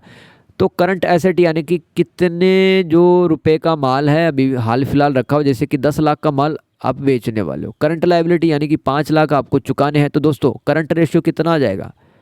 करंट रेशियो कितना आ जाएगा? करंट एसेट यानी कि कुल संपत्ति आपकी, मतलब जो वस्तुओं को बेचोगे आप, टोटल जो माल है आपके पास में 10 लाख का है करंट एसेट्स। तो 10 लाख बटे में आप लायबिलिटी जैसे कि 5 लाख है तो बटे में 5 लाख लिख दो, और इसका 2 लाख है वो सॉरी 2 है वो करंट रेशियो आ जाएगा। तो इसमें क्या शामिल करते हैं अपन? कैश अकाउंट रिसीवेबल और short term investment inventory. Inventory क्या होता है? आपके गोदाम में कितना माल रखा हुआ है, ठीक है, वो इन्वेंट्री कहलाती है। प्रीपेड एक्सपेंसेस क्या शो करता है? A broad view of company's ability to cover short term obligations with all its short term resources, यानी कि दोस्तों कम ही समय के अंदर जो आपकी जो बाध्यताएं होती हैं, आपको जो लायबिलिटी होती है वो कितना देना है कम से कम समय में, वो करंट रेशियो आपको बता दे। करंट रेशियो ज़्यादा हुआ, सपोज दैट करंट रेशियो ज़्यादा हुआ, इसका मतलब क्या होगा? इसका मतलब होगा आपके पास में टोटल एसेट्स, मतलब जो वस्तुएं रखी, प्रोडक्ट रखा हो वो ज़्यादा रखा हो। करंट रेशियो अपनी इकोनॉमिक सिचुएशन जान सकते हो उससे। देखो अगर 1.5 और 2 के बीच में अगर ये वर्तमान अनुपात निकल के सामने आता है तो अच्छा है। आगे चलते हैं क्विक रेशियो। क्विक रेशियो क्या होता है? Current assets minus inventory minus prepaid expenses बटे में अपन लिखते हैं करंट लायबिलिटीज। इसके अंदर case account receivable and marketable securities ये सब शामिल होता है। इसके अंदर क्या शामिल हम करते हैं, क्या दिखाता है? Company's ability to meet immediate obligations without relying on selling inventory which can be slow to convert to cash, यानी कि तुरंत की तुरंत कंपनी को जो ऑब्लिगेशंस पूरी करनी है बिना अपनी इन्वेंट्री को बेचे हुए, उस चीज़ को कौन दिखाता है? क्विक रेशियो दिखाता है। और दोस्तों अगर 1:1 का क्विक रेशियो आ जाए तो आप मानेंगे कि मेरे पास में सफिशिएंट लिक्विड एसेट्स रखे हुए हैं। यानी कि अगर मान लो कंपनी को तुरंत की तुरंत 20 लाख की रुपए की जरूरत है, तो क्विक रेशियो मान लो आपकी कंपनी का 1:1 है, 1:1। तो इसका मतलब क्या होगा? आपको तुरंत पैसा मिल जाएगा मार्केट में जा कर के, ये क्विक रेशियो कहलाता है। तो 1:1 अगर ये रेशियो निकल के आता है तो बेटर है। अगर आपको इमीडिएट फंड की जरूरत पड़ती है तो आप जुगाड़ कर पाएंगे, इस तरह से लिख सकते हैं। और इंग्लिश में यार रेड कर लेना। प्राधिकरण और प्रमाणीकरण ये क्या होता है दोस्तों? आईटी सुरक्षा के संदर्भ में आपको बताना था। Authorisation versus authentication with respect to IT security. In IT security authentication verifies who a user is, यानी कि दोस्तों यूजर के पासवर्ड क्या है, यूजर के जो आई की डिटेल है या थंब इम्प्रेशन है, वो क्या होता है? ऑथोराइजेशन होता भाई, सॉरी ऑथेंटिकेशन होता। ऑथेंटिकेशन यानी कि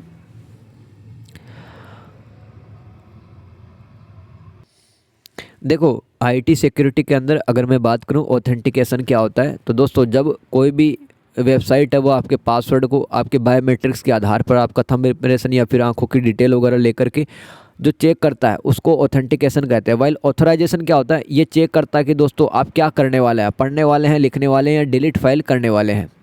ये ऑथराइजेशन होता है, ये ऑथराइजेशन होता है, ठीक है।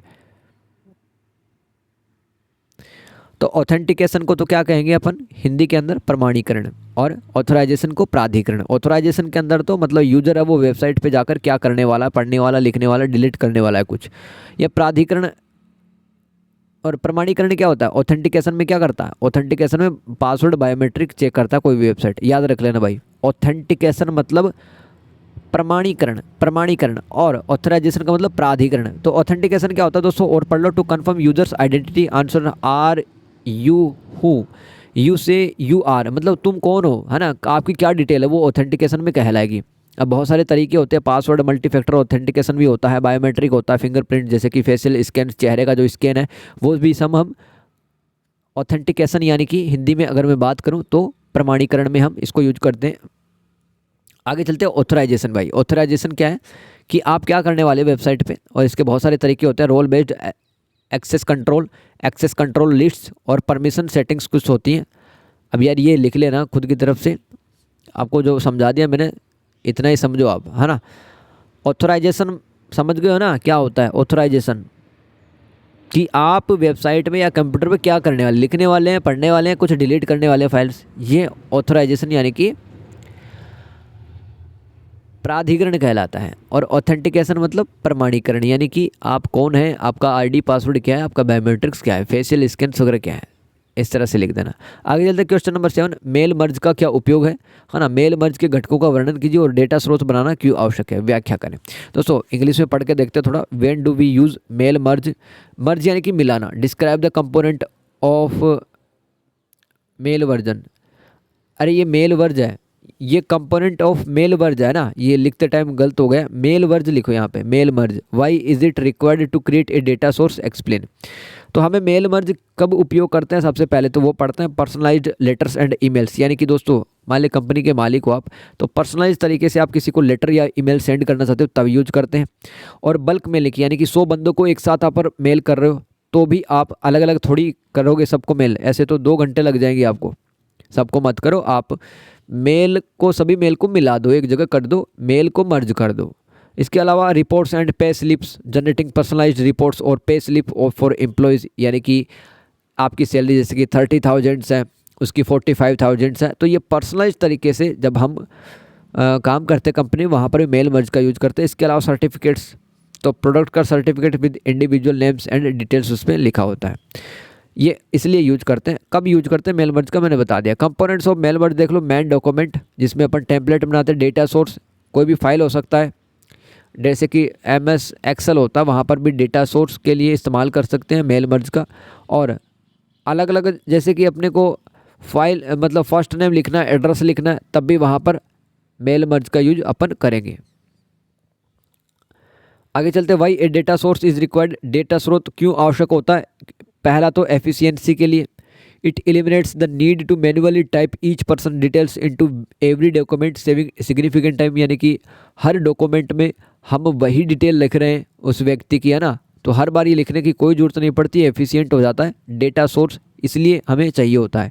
इसके अलावा कंसिस्टेंसी होती है इसके अंदर, it ensures consistent formatting and reduces errors by pulling data from a single organised source, यानी कि कोई भी ऑर्गेनाइज सोर्स से आप एक तरह का डेटा लेते हैं, उसी डेटा को आप एक बार इस्तेमाल करते हैं, ठीक है, बार बार आपको कहीं से डेटा देखने की आवश्यकता नहीं होती, इसलिए डेटा सोर्स को यूज अपन करते हैं। आगे चलते हैं, explain the following with suitables example for each.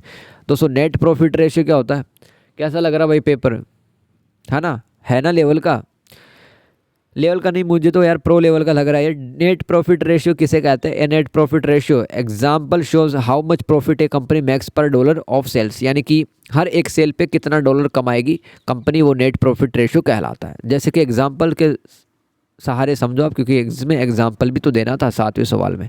Net profit ratio, net profit ratio, जैसे कि कोई भी कंपनी है XYZ, उसका रेवेन्यू कितना है टोटल, मान लो ये 10 लाख डॉलर लिखा हुआ है, और सेल्स रिटर्न्स यानी कि सेल्स रिटर्न्स उसका 1 लाख डॉलर आए, डायरेक्ट कॉस्ट डायरेक्ट कॉस्ट इसके मतलब जैसे कि लेबर का पे कर दिया है ना, सीए को कुछ पैसा दे दिया, कच्चे माल लाने में पैसा लग गया तो $1,00,000 इसका डायरेक्ट कॉस्ट लग गया।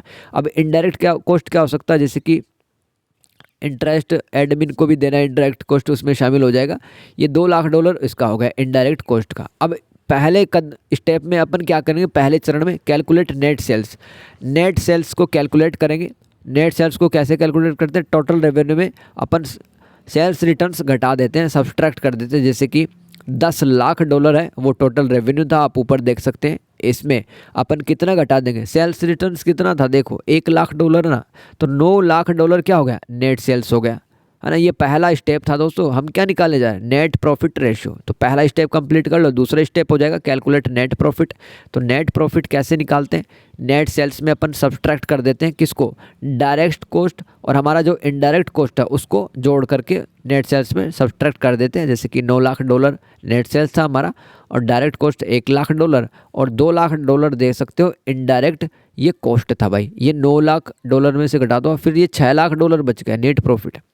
स्टेप थर्ड क्या है दोस्तों, कैलकुलेट नेट प्रॉफिट रेशियो, यानी कि अब हमारा असली आंसर आएगा। यानी कि हम नेट प्रॉफिट रेशियो निकालना चाह रहे थे, कैसे निकलेगा, नेट प्रॉफिट बटे में नेट सेल्स मल्टीप्लाई में 100 लिख देंगे।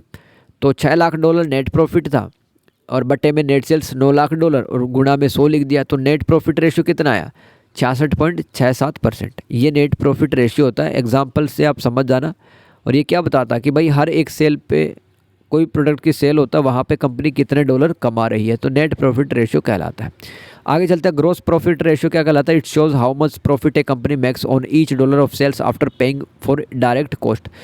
तो हर एक सेल के बाद में कंपनी है कितना पैसा कमाती है, और वो डायरेक्ट कॉस्ट पे करने के बाद में कितना कमाती है, आपको ग्रोस प्रॉफिट रेशियो बता के देगा। यानी कि डायरेक्ट कॉस्ट पे करने के बाद में कंपनी एक सेल पे कितना डॉलर कमाती है वो बताएगा ग्रोस प्रॉफिट रेशियो। ठीक है, तो जैसे कि टेक गियर नाम से कोई भी कंपनी है, निकालते हैं भाई ग्रोस प्रॉफिट रेशियो। एक एग्जांपल से बताया मैंने, नेट सेल्स जैसे कि 10,000 कितना लिखा हुआ है, हाँ ₹10,00,000 नेट सेल्स, और कॉस्ट ऑफ गुड्स सोल्ड यानी कि कितनी वस्तुएं हैं वो बेची गई, उनका मूल्य टोटल कितना है, 4,00,000।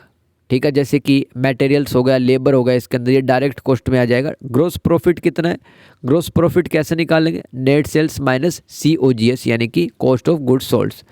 तो घटा देंगे भाई 10,00,000 में से 4,00,000, तो 6,00,000 निकल के आ गया ग्रोस प्रॉफिट। अब ये अनुपात निकालेंगे अपन ग्रोस प्रॉफिट रेशियो। तो ₹6,00,000 में अपन भाग दे देंगे 10,00,000 का, और गुणे में 100 कर देंगे, तो 60% क्या आ गया, ग्रोस प्रॉफिट रेशियो आ गया। इस तरह से निकालते हैं। आइडेंटिफाई थेफ्ट्स क्या होते हैं दोस्तों, अगर कंप्यूटर एप्लीकेशंस की बात करें तो तरह तरह के दोस्तों मालवेयर होते हैं। मालवेयर एक वायरस का नाम है जो कि कंप्यूटर में आपकी जो इंपॉर्टेंट इन्फॉर्मेशन है उसको वो चुरा सकता है। तो सॉफ्टवेयर लाइक की लॉगर्स रिकॉर्ड्स योर की स्ट्रोक्स, पासवर्ड, बैंक डिटेल्स। की लॉगर्स एक सॉफ्टवेयर होता है, वो एक मेलवेयर होता है। मेलवेयर क्या होता है, गलत तरह के सॉफ्टवेयर होता है जो कि हमारे कंप्यूटर को और हमारी सूचनाओं को मतलब मिसयूज कर सकते हैं, कंप्यूटर को नुकसान तो पहुंचाते हैं मेलवेयर। तो एक प्रकार का ये मेलवेयर है की लॉगर। की लॉगर सॉफ्टवेयर क्या करता है, हमारे बैंक डिटेल को और पासवर्ड को ब्रेक कर देता, तोड़ देता है, जिससे मतलब बैंक के अंदर पैसा वगैरह निकाला जा सकता है। इसके अलावा फिशिंग और स्मिशिंग क्या होता है दोस्तों, जैसे कि कोई गलत ईमेल हमें भेजता है लेकिन वो बताता है कि ये तो सही ईमेल है, यहाँ पे बैंक अकाउंट वगैरह डाल दो, OTP डाल दो, ये फिशिंग कहलाता है।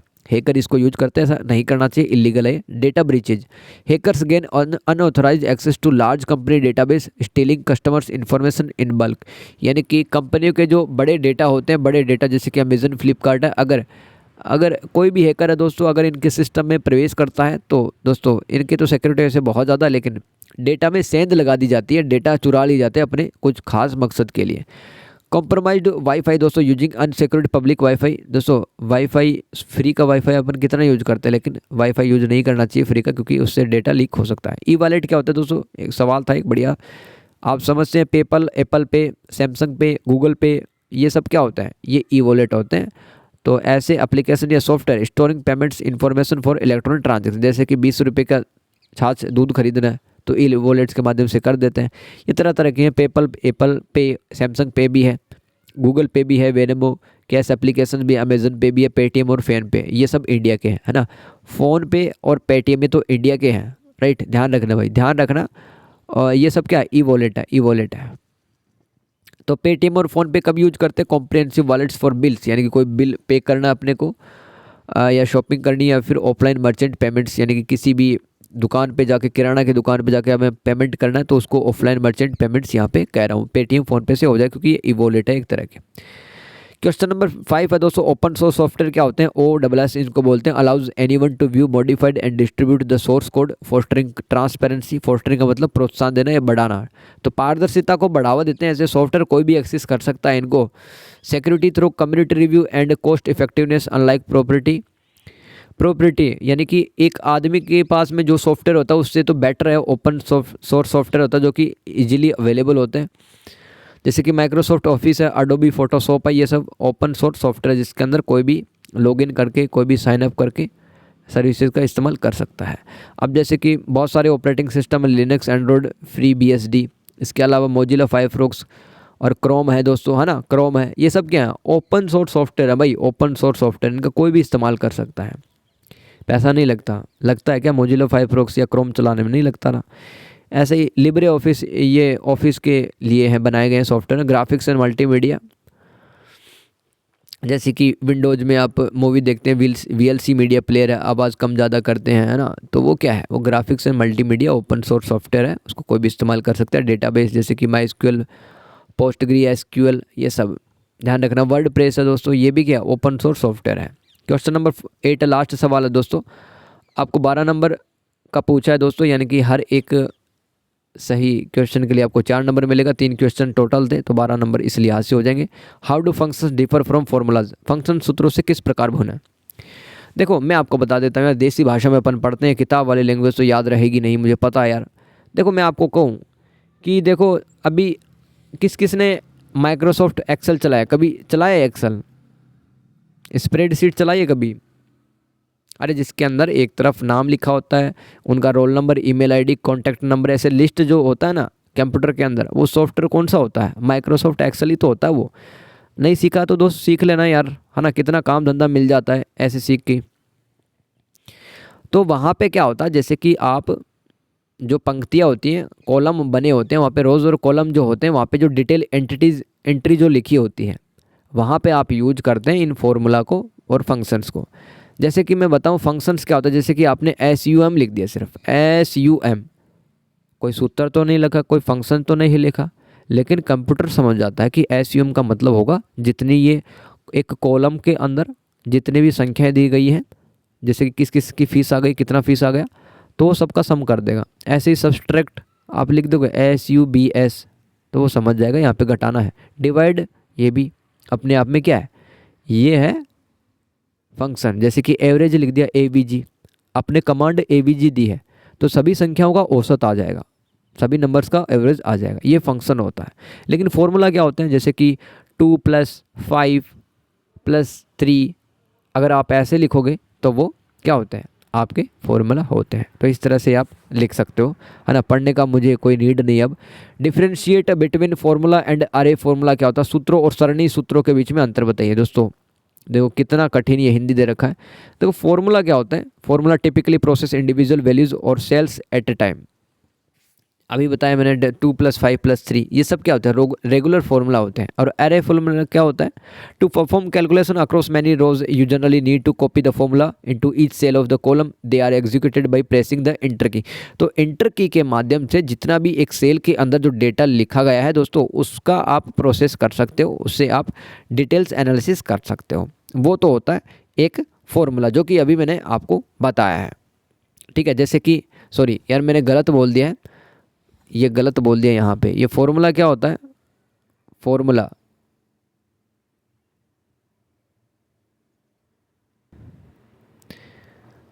अरे फॉर्मूला क्या होता है यार दोस्त, कोई तो लिख दो यार फॉर्मूला। फॉर्मूला मतलब 2 + 3 + 5, अगर आप इस तरह से लिखते हो फॉर्मूला होगा अपने आप में। और फंक्शंस क्या होता है? SUM, एवरेज लिख दिया, सब्सट्रैक्ट लिख दिया, तो वो क्या होता है? वो सिर्फ फंक्शन होता है। समझ गए? याद रखना यार, यहाँ पे फॉर्मूला वही 2 + 3 + 5, ये सब फॉर्मूला होते हैं। और अरे फॉर्मूला क्या होता है वो आप देखो। Array formula perform multiple calculation on an array, a collection of items in row column और बोथ। यानी कि अरे क्या होता है? एक अरे क्या होता है? मतलब कलेक्शन ऑफ आइटम्स, जैसे कि एक रो में कितना आइटम्स लिखा हुआ, एक कॉलम के अंदर कितना आइटम लिखा हुआ, वो क्या कहलाता है? एक अरे कहलाता है भाई, एक अरे कहलाता है, जिसके अंदर रोल नंबर, अब जिसके फीस आई है वो सब लिखा होता है। Of values simultaneously, they can process multiple inputs and return either a single result or multiple results that spill into neighboring cells। यानी कि जो neighboring cells है वहाँ पर भी अपना रिजल्ट शो कर सकते हो। अगर जिसने एक्सेल चलाया उसी को ये समझ में आएगा, नहीं तो नहीं आएगा। आप समझ में आ रहा है? तो अरे फॉर्मूले में क्या कर सकते हो आप, या तो एक साथ किसी भी कॉलम का रिजल्ट एक साथ निकाल सकते हो, या फिर उनको स्प्लिट कर सकते हो, बांट सकते हो दूसरे सेल्स में। इसको अरे फॉर्मूला कहते हैं। और नॉर्मल फॉर्मूला क्या होता है? 2+3+5। अगर आपने इस तरह से कैलकुलेट कर रहे हो आप इंडिविजुअल सेल्स का, तो वहाँ पे फॉर्मूला यूज करते हैं अपन। आगे चलते हैं। निरपेक्ष संबोधन और सापेक्ष संबोधन की बीच तुलना कीजिए। इंग्लिश में पढ़ते हैं यार। Compare absolute addressing and relative addressing. हर एक चीज़ हिंदी में पढ़नी जरूरी नहीं होती, क्योंकि ये कंप्यूटर है दोस्तों। कंप्यूटर में वैसे इंग्लिश में सीखो ना यार। आप अगर पूरी दुनिया इंग्लिश सीख के आगे बढ़ रही है तो आप भी सीखो यार उस चीज़ को, है ना। Compare absolute addressing and relative addressing क्या होता है, समझते हैं। सबसे पहले देखो, अगर मैं बात करूं रिलेटिव एड्रेसिंग की, तो अगर ये देखो डिफ़ॉल्ट क्या होता है, yes it is the default behaviour in spreadsheet. जैसे कि माइक्रोसॉफ्ट एक्सेल है तो वहाँ पर रिलेटिव एड्रेसिंग क्या होता है, डिफ़ॉल्ट मोड में रहता है। और एब्सोल्यूट एड्रेसिंग में क्या होता है, no it requires a specific indicator. यानी कि इसको इंडिकेटर मतलब अपने को की दबाने का जरूरत पड़ता है भाई एब्सोल्यूट एड्रेसिंग में। When copied cells reference change based on their new relative positions. ऐसे ही एब्सोल्यूट एड्रेसिंग में अपन कॉपी जब करते हैं तो सेल का मतलब क्या होता है, जिसमें कुछ संख्या वगैरह लिखी होती है, वो सेल्स कहलाती है माइक्रोसॉफ्ट एक्सेल में। तो cell references remain constant and do not change. Syntax देखो देखो इसके अंदर रिलेटिव एड्रेसिंग के अंदर syntax uses standard cell reference, जैसे कि A1 B5, ये सब क्या होता है, रिलेटिव एड्रेसिंग होती है। सिंटैक्स की अपन बात, सिंटैक्स मतलब कैसे अपन प्रदर्शित कर रहे हैं। और एब्सोल्यूट एड्रेसिंग जब हम करते हैं तो किस तरह से दिखा सकते हैं चीज़ों को, जैसे कि dollar uses dollar sign before the column और रो रेफरेंस। जैसे कि डॉलर दिखाते हैं किसी भी रो से या कॉलम से पहले, तो वो क्या होता है, एब्सोल्यूट एड्रेसिंग। अब क्वेश्चन नंबर 8 में बी पढ़ लो दोस्तों। ये लास्ट सवाल होगा इस पेपर का। फिर मैं कुछ सवाल बनाऊंगा आपके लिए यार, वो वीडियो ज़रूर से देख लेना। और ये वीडियो देखना मन से, दिल के साथ में देखना भाई। ऑपरेटिंग सिस्टम क्या है भाई, ऑपरेटिंग सिस्टम के जो काम है वो भी आपको बताने। इसके अलावा कोई भी एक काम है उसका एक्सप्लेनेशन करना है ऑपरेटिंग सिस्टम का। तो ऑपरेटिंग सिस्टम एक प्रकार का सॉफ्टवेयर होता है जो कंप्यूटर हार्डवेयर और यूज़र एप्लीकेशन के बीच इंटरफेस का काम करता है। जैसे कि एंड्रॉयड है ना, ये क्या कर रहा है भाई, एक प्रकार का इंटरफेस ही तो है।